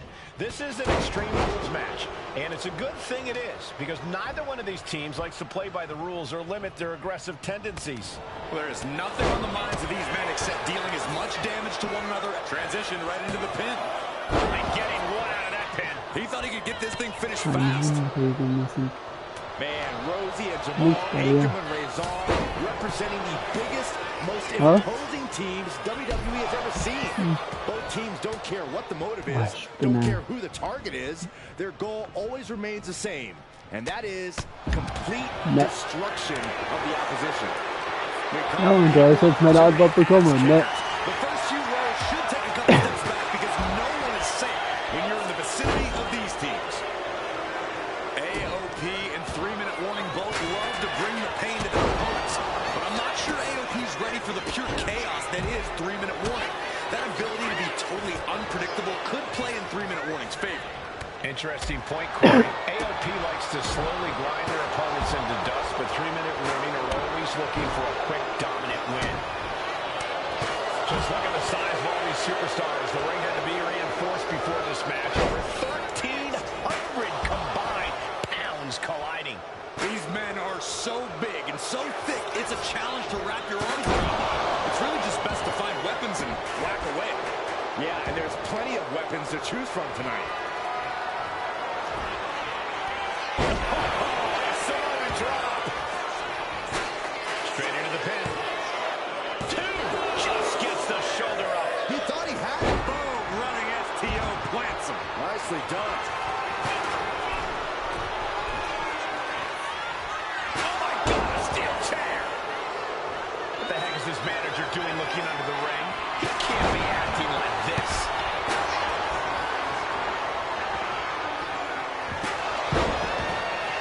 Up across the shoulder. Und immer noch nicht wieder wa? Warning, both of these men are from the hood, so to speak. Grew up in the streets, brought up cover. Could this be it? Gets there. Teammate makes the save.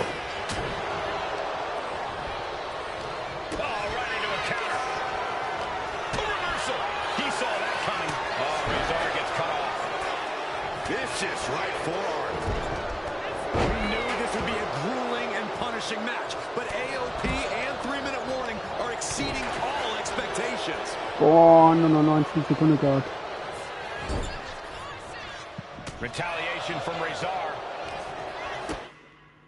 Ey Jungs, ich komme später in die Party nochmal, ne? Also dann. Boah, ich bin ja da aber nicht. Hopp, bis später.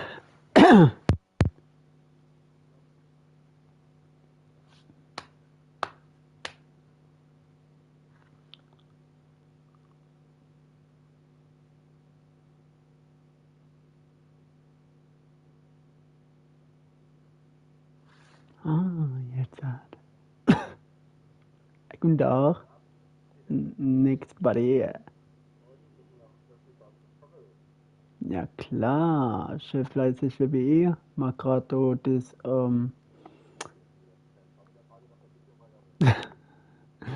ne, ich mach grad das, wo ich hatte mit der Summers. Geh jetzt hier, mach du jetzt halt von den ganz alten Kämpfe du die Aufträge grad. Die die Jazz Show.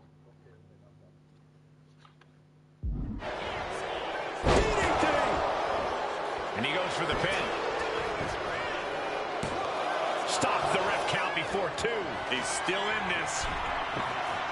A table. The WWE Universe is going wild. He is getting rid of the turnbuckle pad. Don't say that too loud, Saxon. You might get caught. He's looking to take things to the outside now. Pay special attention to Rosie in this matchup. 6'5", 375 pounds. The man can run a 40-yard dash in 4.8 seconds. This guy is a pure athlete. Rosie played high school football with a legendary running back before playing college ball in Hawaii.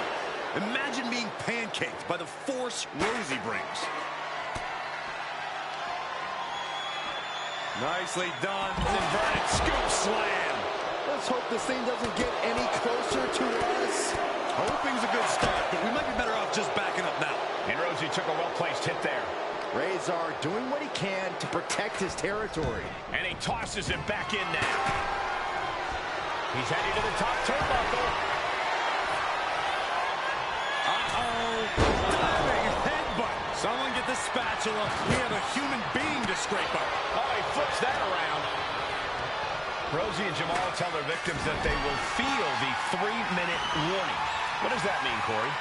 Well, it means a lot of superstars will get run over by the pain train, and it's only going to feel like the longest 3 minutes of their lives.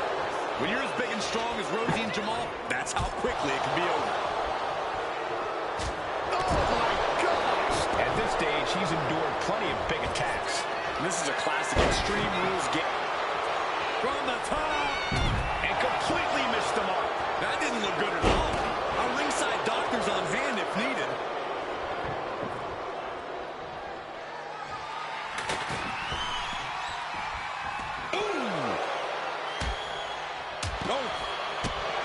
This is a whole new level of chaos and brutality. 3-minute warning, and AOP just keep upping the ante on each other. Belly to belly.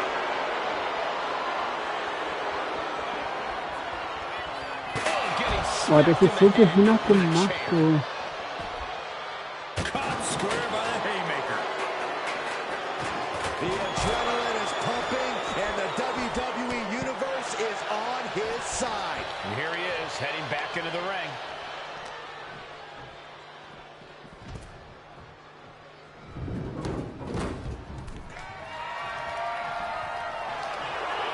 Here we go, Byron. Samoa drop.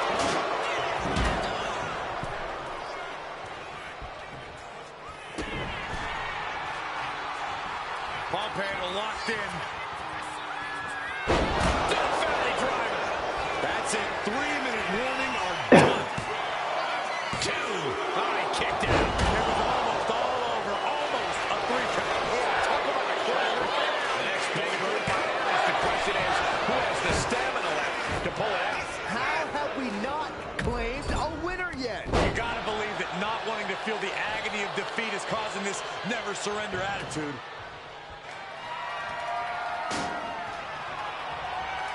And this one's taken to the outside. Where's Rosie going now? Take off. All the way to the outside. I can't believe what we just saw. I can't believe that didn't miss. He'll make his way to the ring. Dominating shoulder tackle. And my word, this has been a match for the ages. This has been a monumental affair. Tossing their opponent like they're nothing. What a headbutt. Vicious. Junge, wo hat er seinen scheiß Finisher, der Fettsack? Oh, running FTO plants him. Watch out! Coming down with incredible force. Forget it. AOP just fell to their demise. Ja, endlich! Survive Extreme Rules. Puh. 3-Minuten-Regel.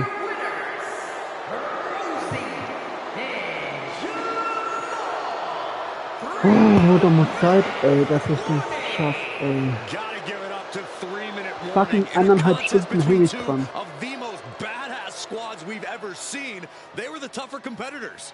Yeah, but AOP certainly made 3-minute warning earn this win. Just think about all the carnage we witnessed here.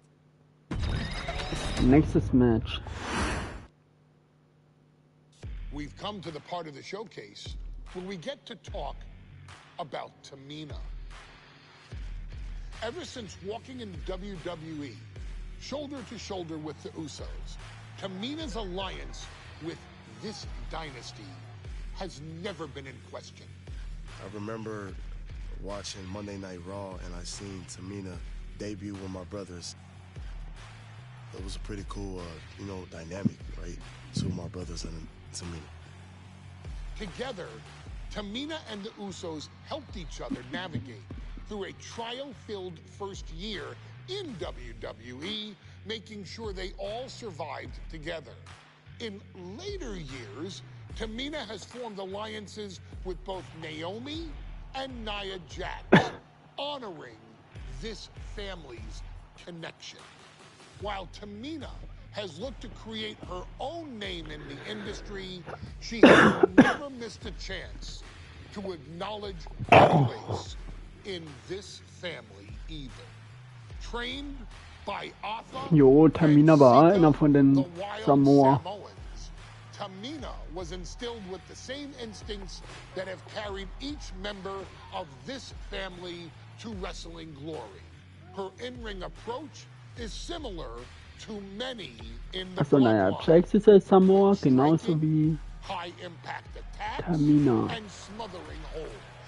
As capable with a super kick or a big splash as anyone else, Tamina has maintained a remarkable level of success in her WWE career. A constant contender, Tamina has competed for the Women's Championship on many occasions. She's also held the Women's Tag Team Championships along with 9 separate reigns as the 24/7 champion. The Black Tamina has proven capable in any environment against any opponent. Tamina is always the perfect test for a rising contender. Defeating Tamina proves that you're at the top of your game, and she will always expose those who aren't quite ready yet. Taking her lightly is the easiest way to book your visit to the local medical facility. Tamina has taken part in many memorable moments, but in the 2K25 showcase, we're going to give you the chance to make history. In the first ever women's Money in the Bank match, Carmella, of all people, Carmella. would walk out victorious and let someone else do all the work. Tamina, Becky Lynch, Natalya, and Charlotte Flair were all robbed of a great opportunity that night by Carmella. So this is your chance to make it right. Oh nee, ich habe ein Money in the Bank Match. Oh, gar kein Bock drauf. In this ladder match to become the first ever winner of the women's Money in the Bank. Carmella might still sneak out with the win, but if she does, she's doing it on her own because we're not allowing anyone else at ringside for this match in our showcase. Ey, wenn ich das mit Showcase fertig hab, ne? Dann mach ich bis bei euch mit.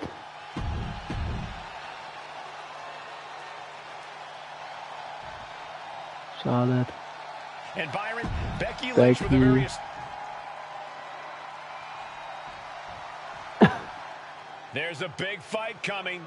Tamina, perhaps the most dominant superstar in this match. And I guarantee she is not fazed by taking on 4 different opponents in a ladder match. Tamina.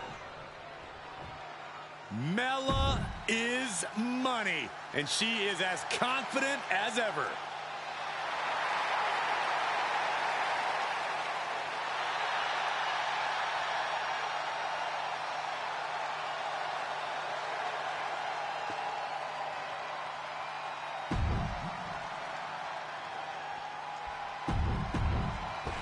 Charlotte, Becky Lynch, Tamina, Carmella, Natalya, all with a chance to make history. All with the opportunity to be called the first ever Miss Money in the Bank. The revolution that became an evolution only continues in the women's division. One of these women climbed the ladder and earned the opportunity of a lifetime. No safe haven in this match. These ladders can be your best friend or your worst enemy. There's no allies in this match. It's everyone for herself. There is no room for friends when history is being made. Not when you can go down the record books as the first Miss Money in the Bank. I assure you, this is even harder than it looks. Try not to fumble around too much here. This is a risky play, but could be the only opportunity all match. Warte, was?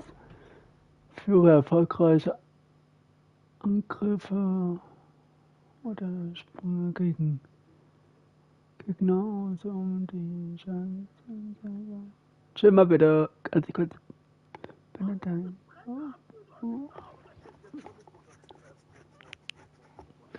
Debutort. Wenn der Gegner sich in der Ecke befindet, drücke X für einen schweren Eckenangriff. Okay. Remember, the first woman to climb the ladder and retrieve the briefcase will become the first ever Miss Money in the Bank. No countouts, no disqualifications in this match. Everybody is coming in with a different strategy, but remaining close is the key. Luck is going to play a part, but you'll increase your odds if you stay close to a ladder and close to the briefcase. This is where steady nerves are a necessity. Wait, is she? Yep, looking for the submission. Look at the torque. There's no... A single leg camel clutch and a great counter. Here's the pump on the top. Suplex. Launched. Oof. Becky just mocking her now.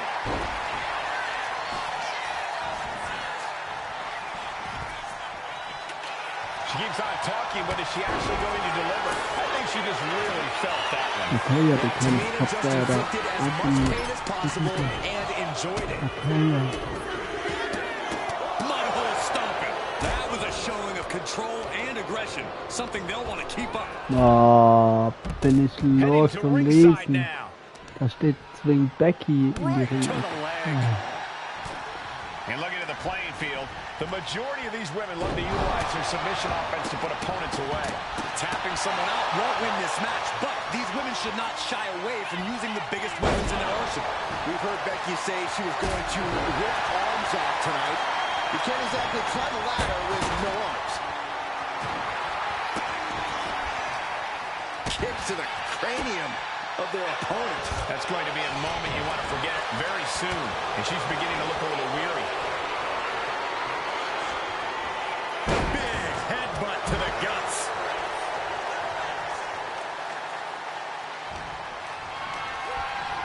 Goes into the corner. She's set the ladder up dead center. Her eyes are on the prize now. Climbing up. But is there enough time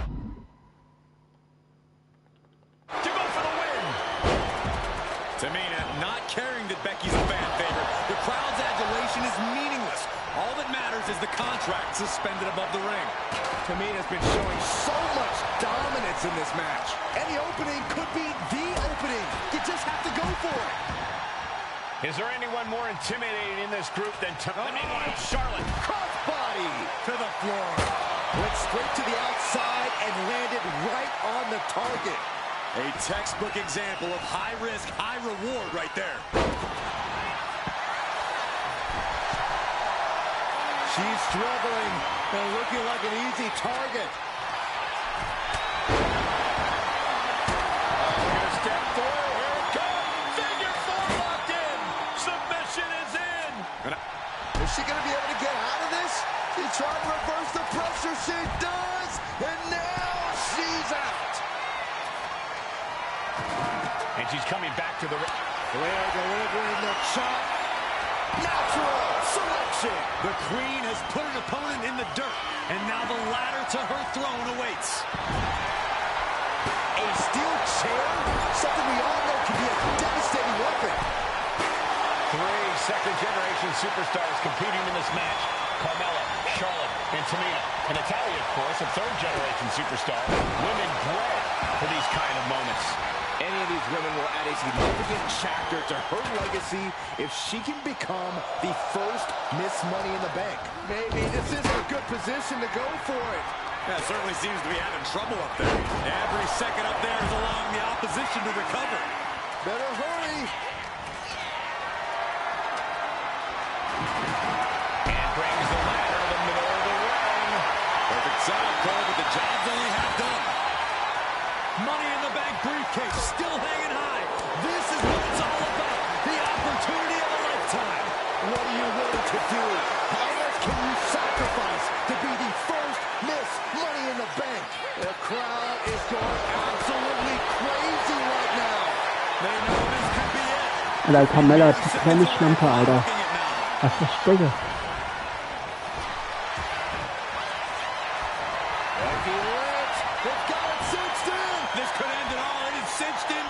Just looking to do some now. Carmella on this trap, but she gets away. Big time clothesline. Good grief. Intercepted by the man. The man connects. She's looking winded now. Yeah, but when ladders are part of the match, you really can't expect anything less.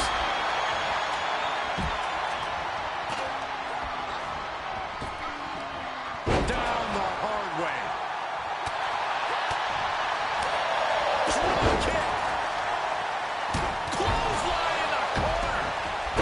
Jumping headbutt.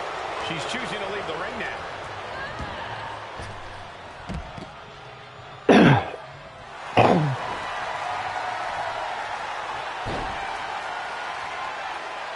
Figure 4 locked in. Charlotte gonna look for the bridge.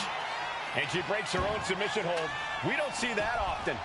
That can either psych out her opponent or come back to bite her. This building is rocking right now.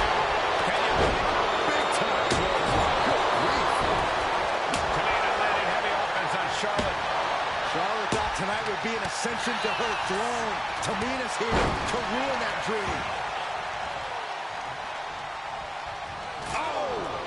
What a shot. That'll fillet your chest.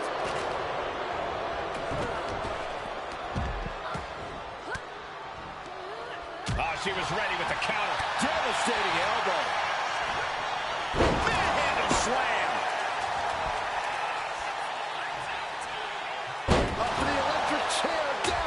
Drop. This arena is roaring. I think the desk is shaking. Caught in a bad spot. Taking this fight back into the ring. My God, she's bleeding. That last hit's broken her skin. Big forearm. Stiff headbutt. She might be nearing the end of her rope. It's time. Was meinst du? Nice reversal by Charlotte Flair. Charlotte driving Tamina, and both tumble to the floor. Both women crashing down hard. The Queen, Charlotte Flair, the first to her feet, surveying the situation. Oh my! Tamina into the steps. Well, you are seeing a heightened level of aggression, heightened level of intensity from all these competitors because of the stakes involved. Guys, where's Charlotte going? Flair looking to up the ante now from the top. Oh my goodness, taking out everybody. The Queen rising to the occasion. What you just saw is why we say Charlotte is genetically superior. Yeah, undeniable athleticism from the Queen. Can it pave her way to the top of the ladder? She's going under the ring now. What are we going to do with that ladder? Oh, this is the time. Boah, das gibt's doch nicht!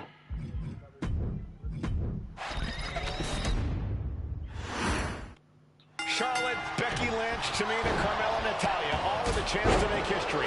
All with the opportunity to be called the first ever Miss Money in the Bank. Das ist die Schlampe so hartnäckig, ey. Evolution only continues in the women's division. One of these women will climb the ladder and earn the opportunity of a lifetime. Oh, no safe haven in this match. These ladders can be your best friend or your worst enemy. There's no allies in this match. It's everyone for herself. There is no room for friends when history is being made. Not when you can go down in the record books as the first Miss Money in the Bank. Such a dangerous setting for all these superstars. The ladders are everywhere. Each competitor is only limited by their imagination. Your head has to be on a constant swivel. Ladders will be used as weapons. Anything can happen to get that briefcase. Hands must be shaking up there, making it difficult to capture glory. Ooh, that hurt. Smack dab in the center of the ring.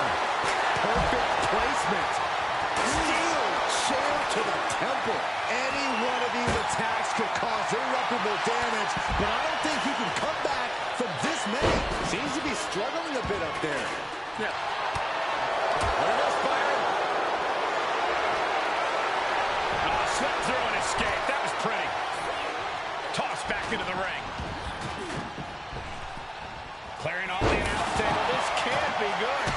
Nothing but bad intentions in mind, I'm sure. Legs caught. Rams live.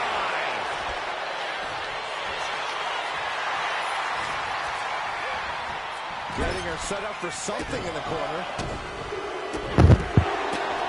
Mudhole stomping. You got to wonder if there's more animosity in this match than we previously thought. Tamina not caring that Becky's a fan favorite. The crowd's adulation is meaningless. All that matters is the contract suspended above the ring. Charlotte Flair with a trademark chopping. Is there anyone more intimidating in this group than Tamina? I've said it before, it could be a coming out party for Tamina. This is her time to live up to her family's legacy. If Tamina wins the contract, it guarantees her first title opportunity in over 2 years. More than an opportunity, it pretty much guarantees Tamina will become the next women's champion. Wow, what a strike to the back. She's really starting to feel the effects of this match. Well, the hood of the announce table is ripped off here, and the monitors as well. Some bad intentions here, guys. Powerful contact by Tamina.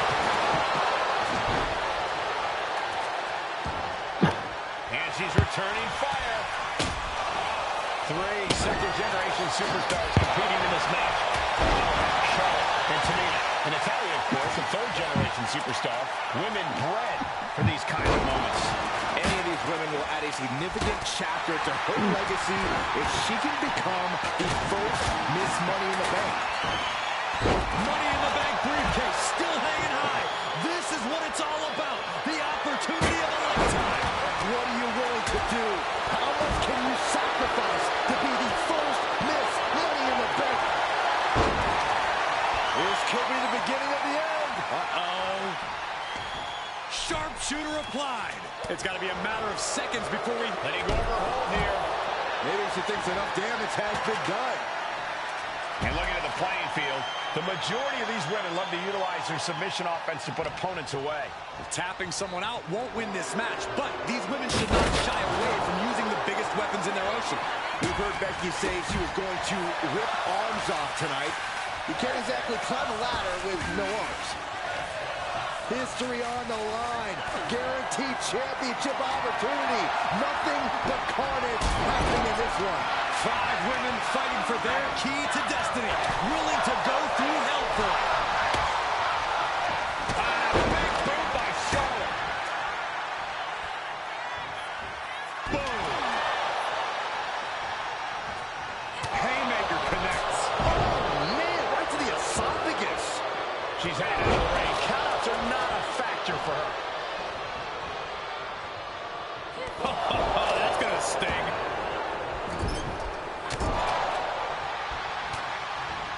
Chopped down with the axe handle. And Charlotte got rocked off of that one. And all of this pain and discomfort will make ascending a ladder very challenging. Turn it around with a reversal. Oh, that can rock you. That turns it around for Carmella. Straight forward. Things are looking a little rocky for her. Yeah, but when ladders are part of the match, you really can't expect anything less. Sliding in under the rope. She's back in the ring. Carmella with a super kick. Carmella's eyes are growing wider now. Is this her chance to climb the ladder and become Ms. Money in the Bank? And she's positioning the ladder perfectly in the center of the ring there. She's being derailed here. This deep. Look at this. Ladder set right in the middle of the ring. Starts to climb, but needs to move quickly. Oh, desperately trying to find a way out, and she does. Carmella trying to snatch the contract. History. Flair delivering the chop. Natural selection. Natalia's night could have just ended right there. She might not be in any condition to climb the ladder. These superstars have toiled away endlessly, and this crowd is on their feet in full appreciation. An incredible sight to see.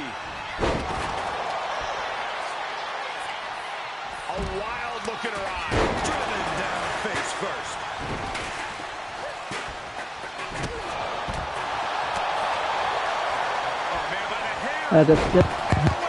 Wie die das programmiert haben.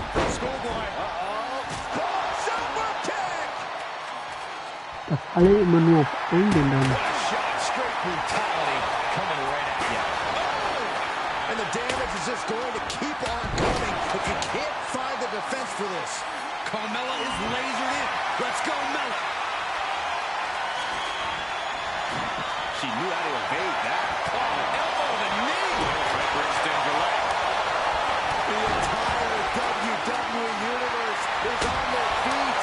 An absolute barn burner. And Carmella getting broken down here again. Yeah, and it's a bad time for Carmella to be in such a state of woe. Headed to the outside. But for what reason? Here we go. Ladder set up in the middle of the ring. Perfectly positioned. Ladders in position. Gonna make the climb. Needs to move quick here. This might be her chance. It's gonna take some time, but you got to just keep going. Just Begin it. The first Miss Money in the Bank. Your winner of the Money in the Bank contract and the first ever Miss Money in the Bank.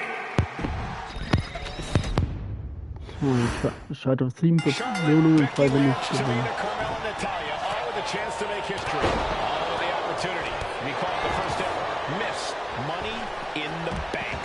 The revolution that became an evolution only continues in the women's division. One of these women will climb the ladder and earn the opportunity of a lifetime. Shot block. Brilliant. Right to the back of the knee. And looking at the playing field, the majority of these women love to utilize their submission offense to put opponents away. Tapping someone out won't win this match, but these women should not shy away from using the biggest weapons in their arsenal. We've heard Becky say she was going to rip arms off tonight. You can't exactly climb a ladder with no arms. Remember, the first woman to climb the ladder and retrieve the briefcase will become the first ever Miss Money in the Bank. No countouts, no disqualifications in this match. Everybody is coming in with a different strategy, but remaining close is the key. Luck is going to play a part, but you'll increase your odds if you stay close to the ladder and close to the briefcase. Way to avoid that. No safe haven in this match. These ladders can be your best friend or your worst enemy. There's no allies in this match. It's everyone for themselves. There is no room for friends when history's being made. Not when you can go down in the record books as the first Miss Money in the Bank. And Tamina's confidence must be low after that attack. My beautiful Carmella looking to push the advantage after that. In Lynch's clutches. What a suplex. Natalya turns the tables. And she finds an answer to Charlotte. Well, there she goes. Sent out of the ring the hard way. Is there anyone more intimidating in this group than Tamina? I've said it before. It could be a coming out party for Tamina. This is her time to live up to her family's legacy. If Tamina wins the contract, it guarantees her first title opportunity in over 2 years. More than an opportunity, it pretty much guarantees Tamina will become the next women's champion. And Charlotte's ego brought back down to earth there. She's taken her share of blows at this point. Yeah, Tamina displaying a high level of aggression. Double underhook applied. Butterfly suplex.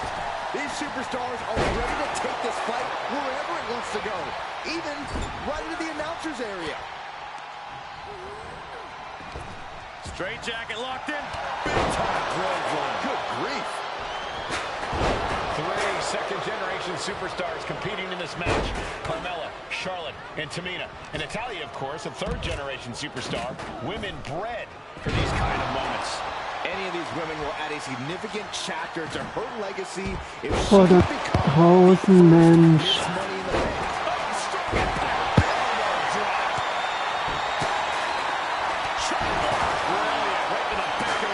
Focus that attack at the base. Can't put together vicious string of attacks right now.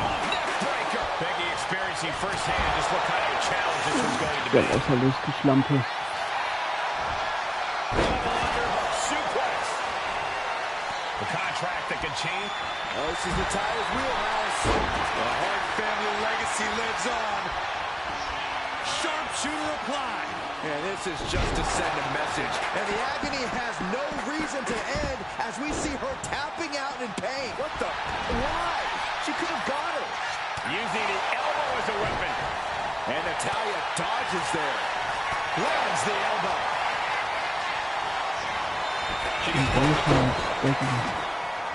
She gets around the attack.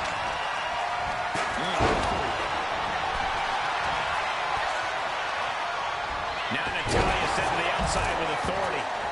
Alter, würde ich jetzt nach jeder Aktion rausrollen. Like she's heading back into the ring.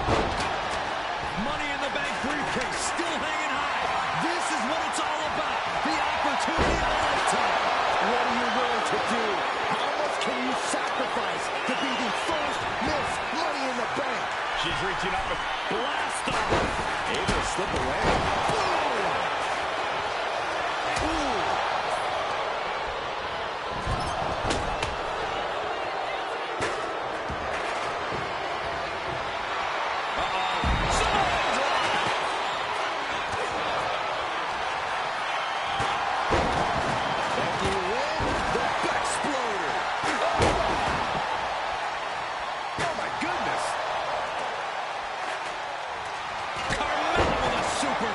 Natalya's night could have just ended right there. She might not be in any condition to climb the ladder.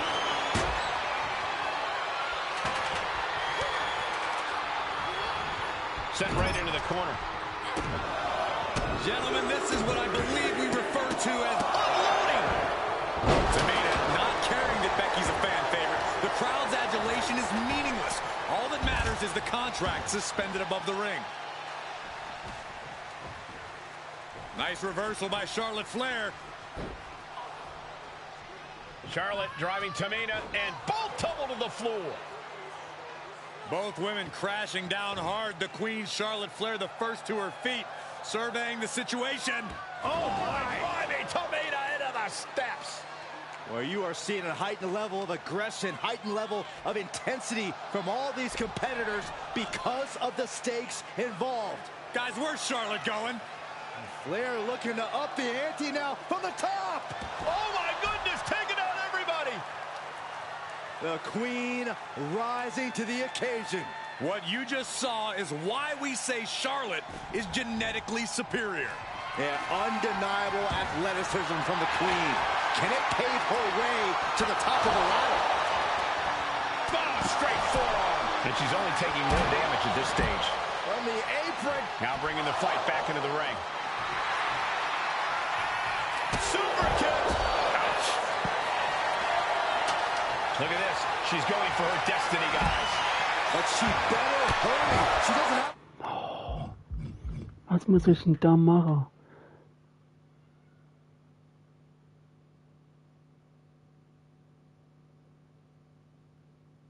Ah, Natalia.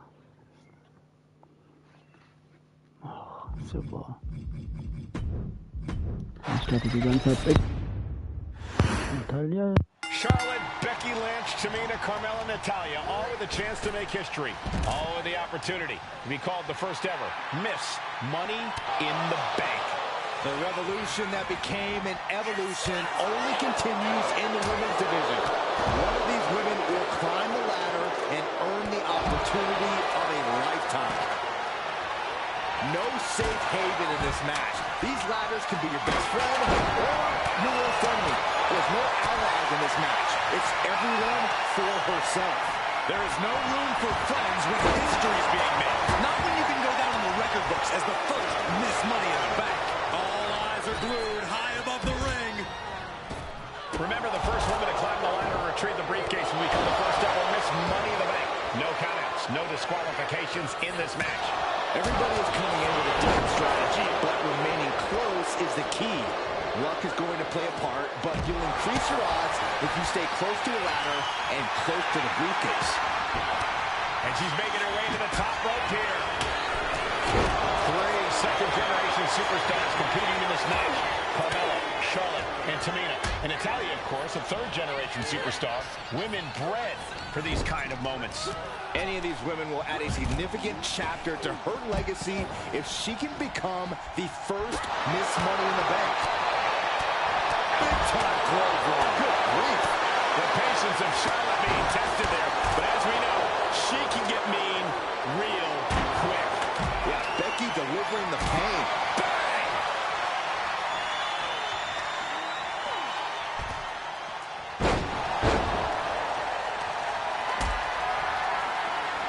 Headed up that ladder. Center of the ring. Trying to grab it. The longer this goes, the more likely we can see a hard crash back to the canvas. Oh, treading all over their opponent. The contract that can change lives hanging above the red.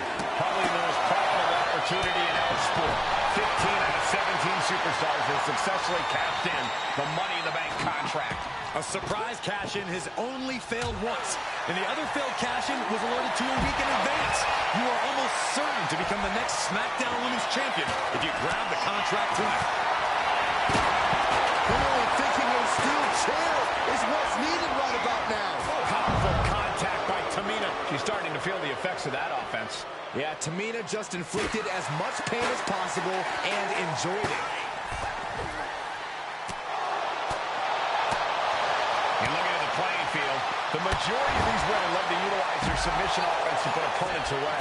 Tapping someone out won't win this match, but these women should not shy away from using the biggest weapons in their arsenal. We've heard Becky say she was going to rip arms off tonight.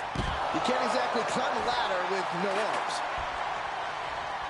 Natalya making the climb. Oh, look out! But now Natalya, no matter who you are, when you hold on, she could be looking for a submission move here. We all know what is going. I'm not sure she can escape out of this. Hey, yeah, she does. Turns the tides. Ooh, what a forearm club. Oh, man, taking it to the trachea. Is there anyone more intimidating in this group than Tamina? I've said it before. It could be a coming out party for Tamina. This is her time to live up to her family's legacy. If Tamina wins the contract, it guarantees her first title opportunity. Oh, look at the start of this. Could be going into the playbook for a submission. Reaction spilling out toward our announce desk. Oh, look at the double team here. Uh-oh. What goes up must come down. Double flapjack. And when it's everybody for themselves, sometimes you just have to do what's needed to get the job done. There's common enemies everywhere. And with absolutely no regard for her well-being, she just put her through a table.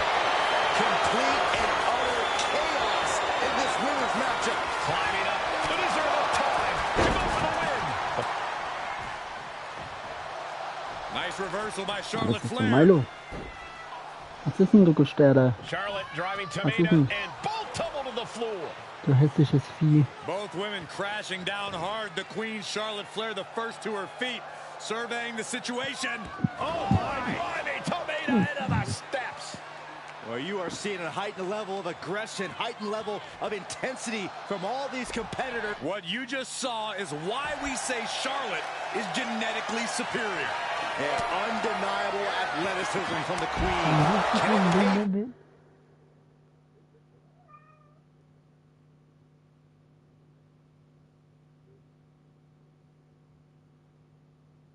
To the top of the ladder. And Charlotte being met with defiance there. Yeah, but when ladders are part of the match, you really can't expect anything less.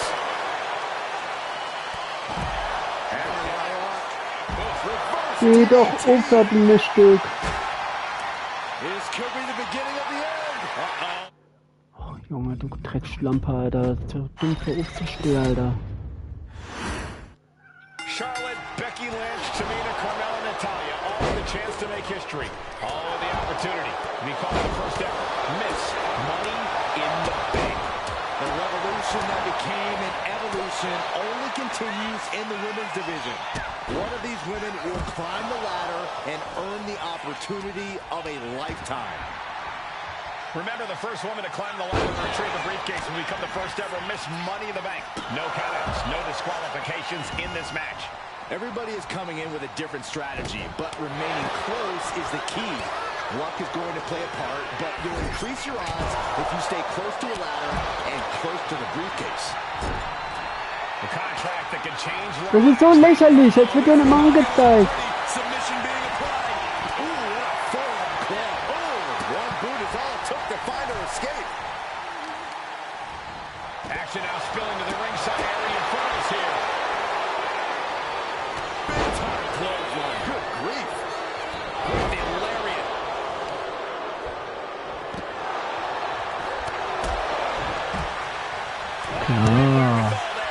Wearing off our desk. What could be the thought process here? I don't think it's anything good. I don't know if there's anything I can watch.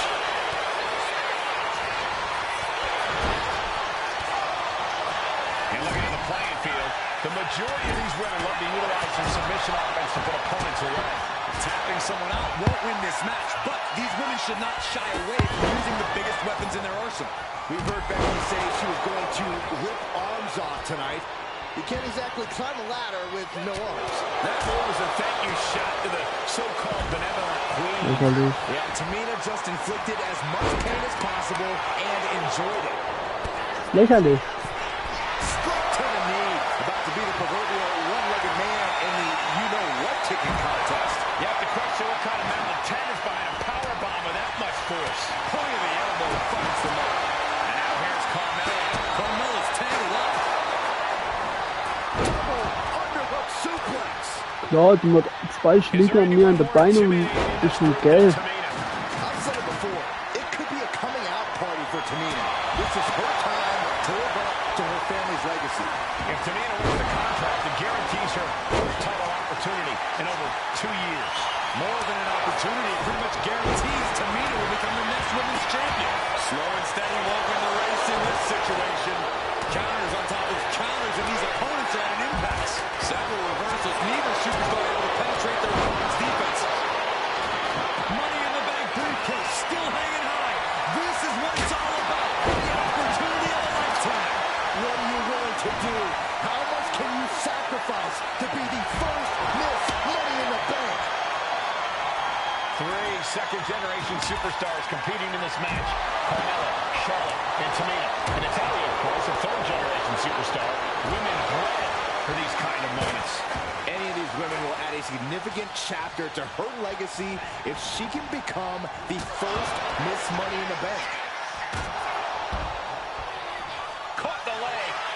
Back and forth, trading reversals.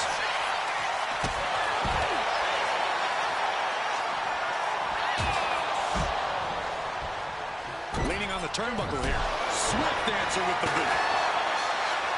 Here's the pump handle. Suplex. Launched.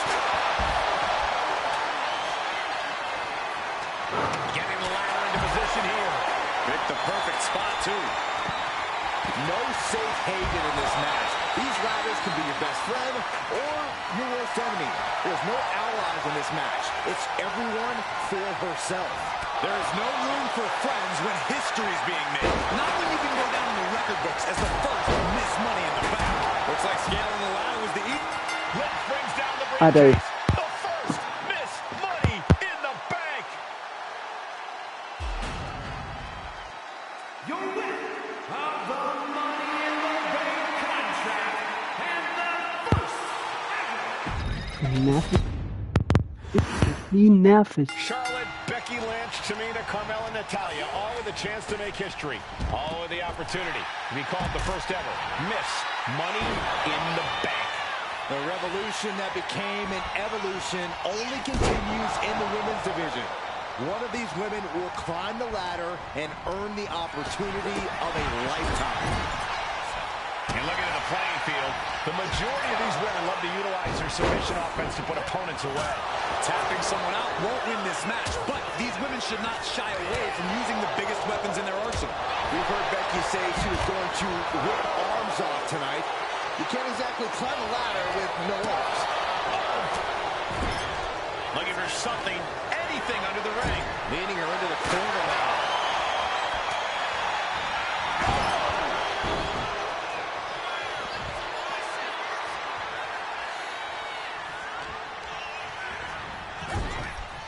And didn't see that boot coming. A string of counters.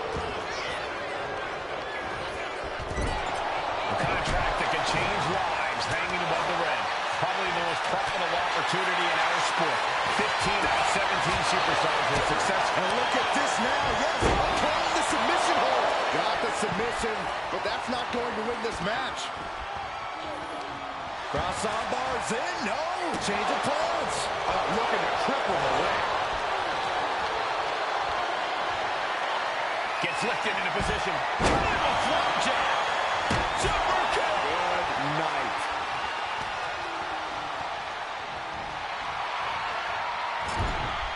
Chop block. Brilliant. Right to the back of the knee. Brutal move that can take away all the mobility of that leg. No safe haven in this match. These ladders can be your best friend or your worst enemy. There's no allies in this match. It's everyone for herself. There is no room for friends when history's being made. Not when you can go down in the record books as the first Miss Money in the Bank. Sit up. Slam.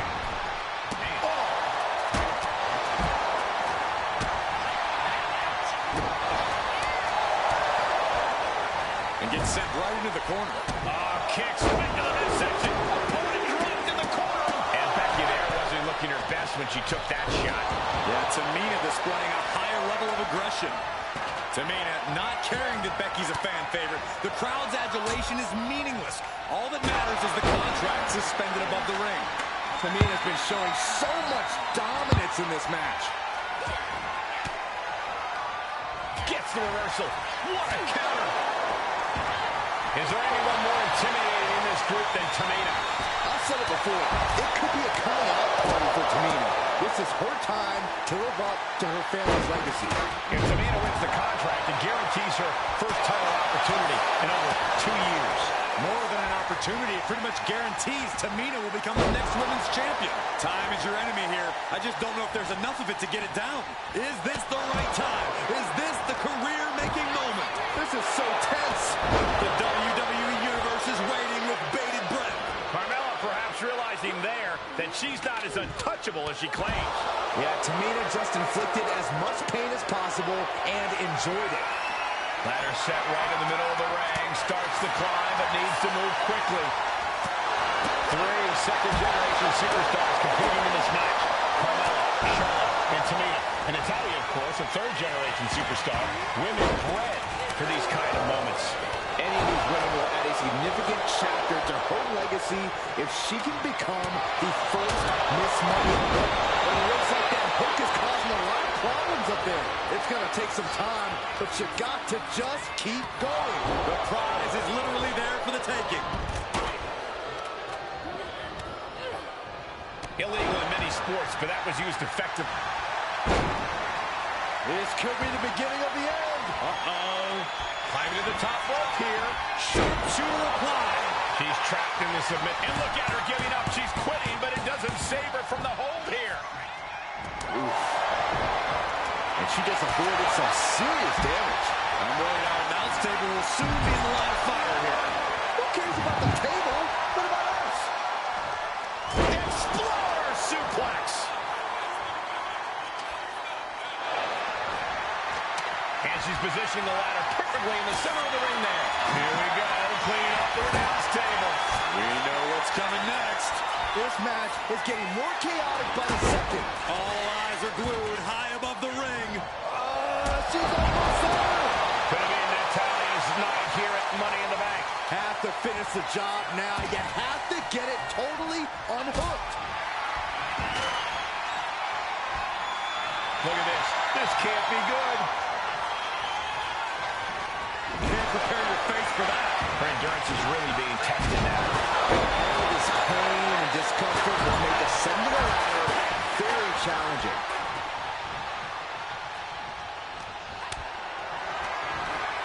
Hoisted up high here. Running power slam. The front face lock applied. Nice suplex. Power drop kick.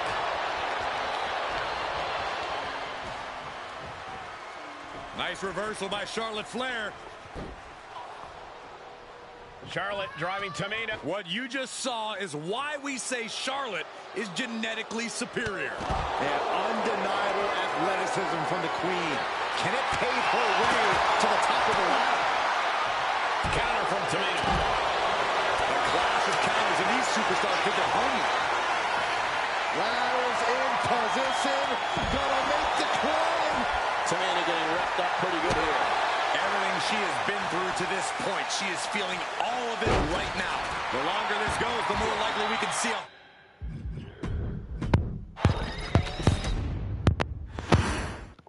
Charlotte, Becky Lynch, Tamina, Carmella, Natalya, all with a chance to make history. All with the opportunity. We call it the first ever Miss Money in the Bank. The revolution that became an evolution only continues in the women's division. One of these women will climb the ladder and earn the opportunity of a lifetime. Was? Wie man jetzt zertrabbert.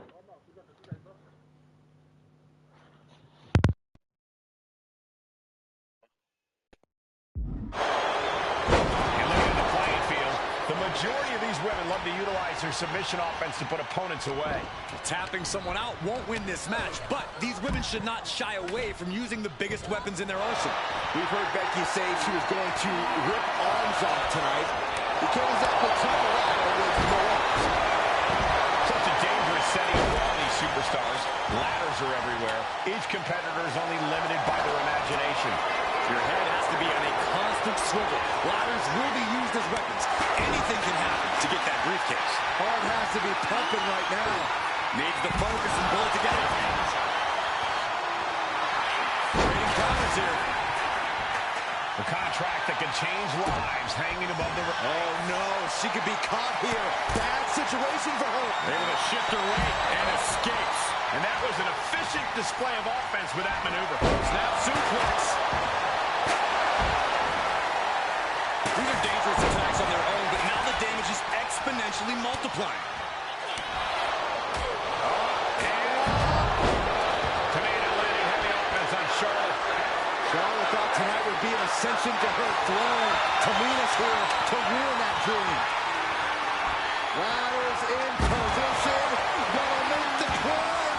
And Tamina's confidence must be low after that attack. Slow and steady won't win the race in this situation.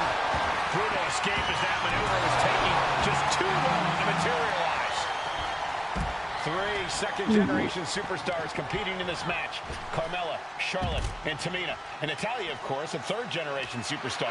Women bred for these kind of moments. Any of these women will add a significant chapter to her legacy if she can become the first Miss Money in the Bank. And that's not going to make Tamina happy. And there's that ruthless streak of Charlotte's already just flowing out of her. Center of the ring, carefully setting up the line. Punch to the stomach connects. And she heads out to the floor. Obviously was in need of a breather. I love it. Carmella just humiliating her opponent now. She's getting something from under the ring. She's ready to do some serious damage, courtesy of that steel chair. Is there anyone more intimidating in this group than Tamina? I've said it before, it could be a coming out party for Tamina. This is her time to live up to her family's legacy. If Tamina wins the contract, it guarantees her first title opportunity in over 2 years. More than an opportunity, pretty much incoming. Whoa, what a landing. Completely flattened, and that should do it. That has to do it. Tap, tap. Oh, leg drop by Becky Lynch, and she's going to do it again. A second leg drop with a twist. Ooh, Becky just aggressive. Nasty.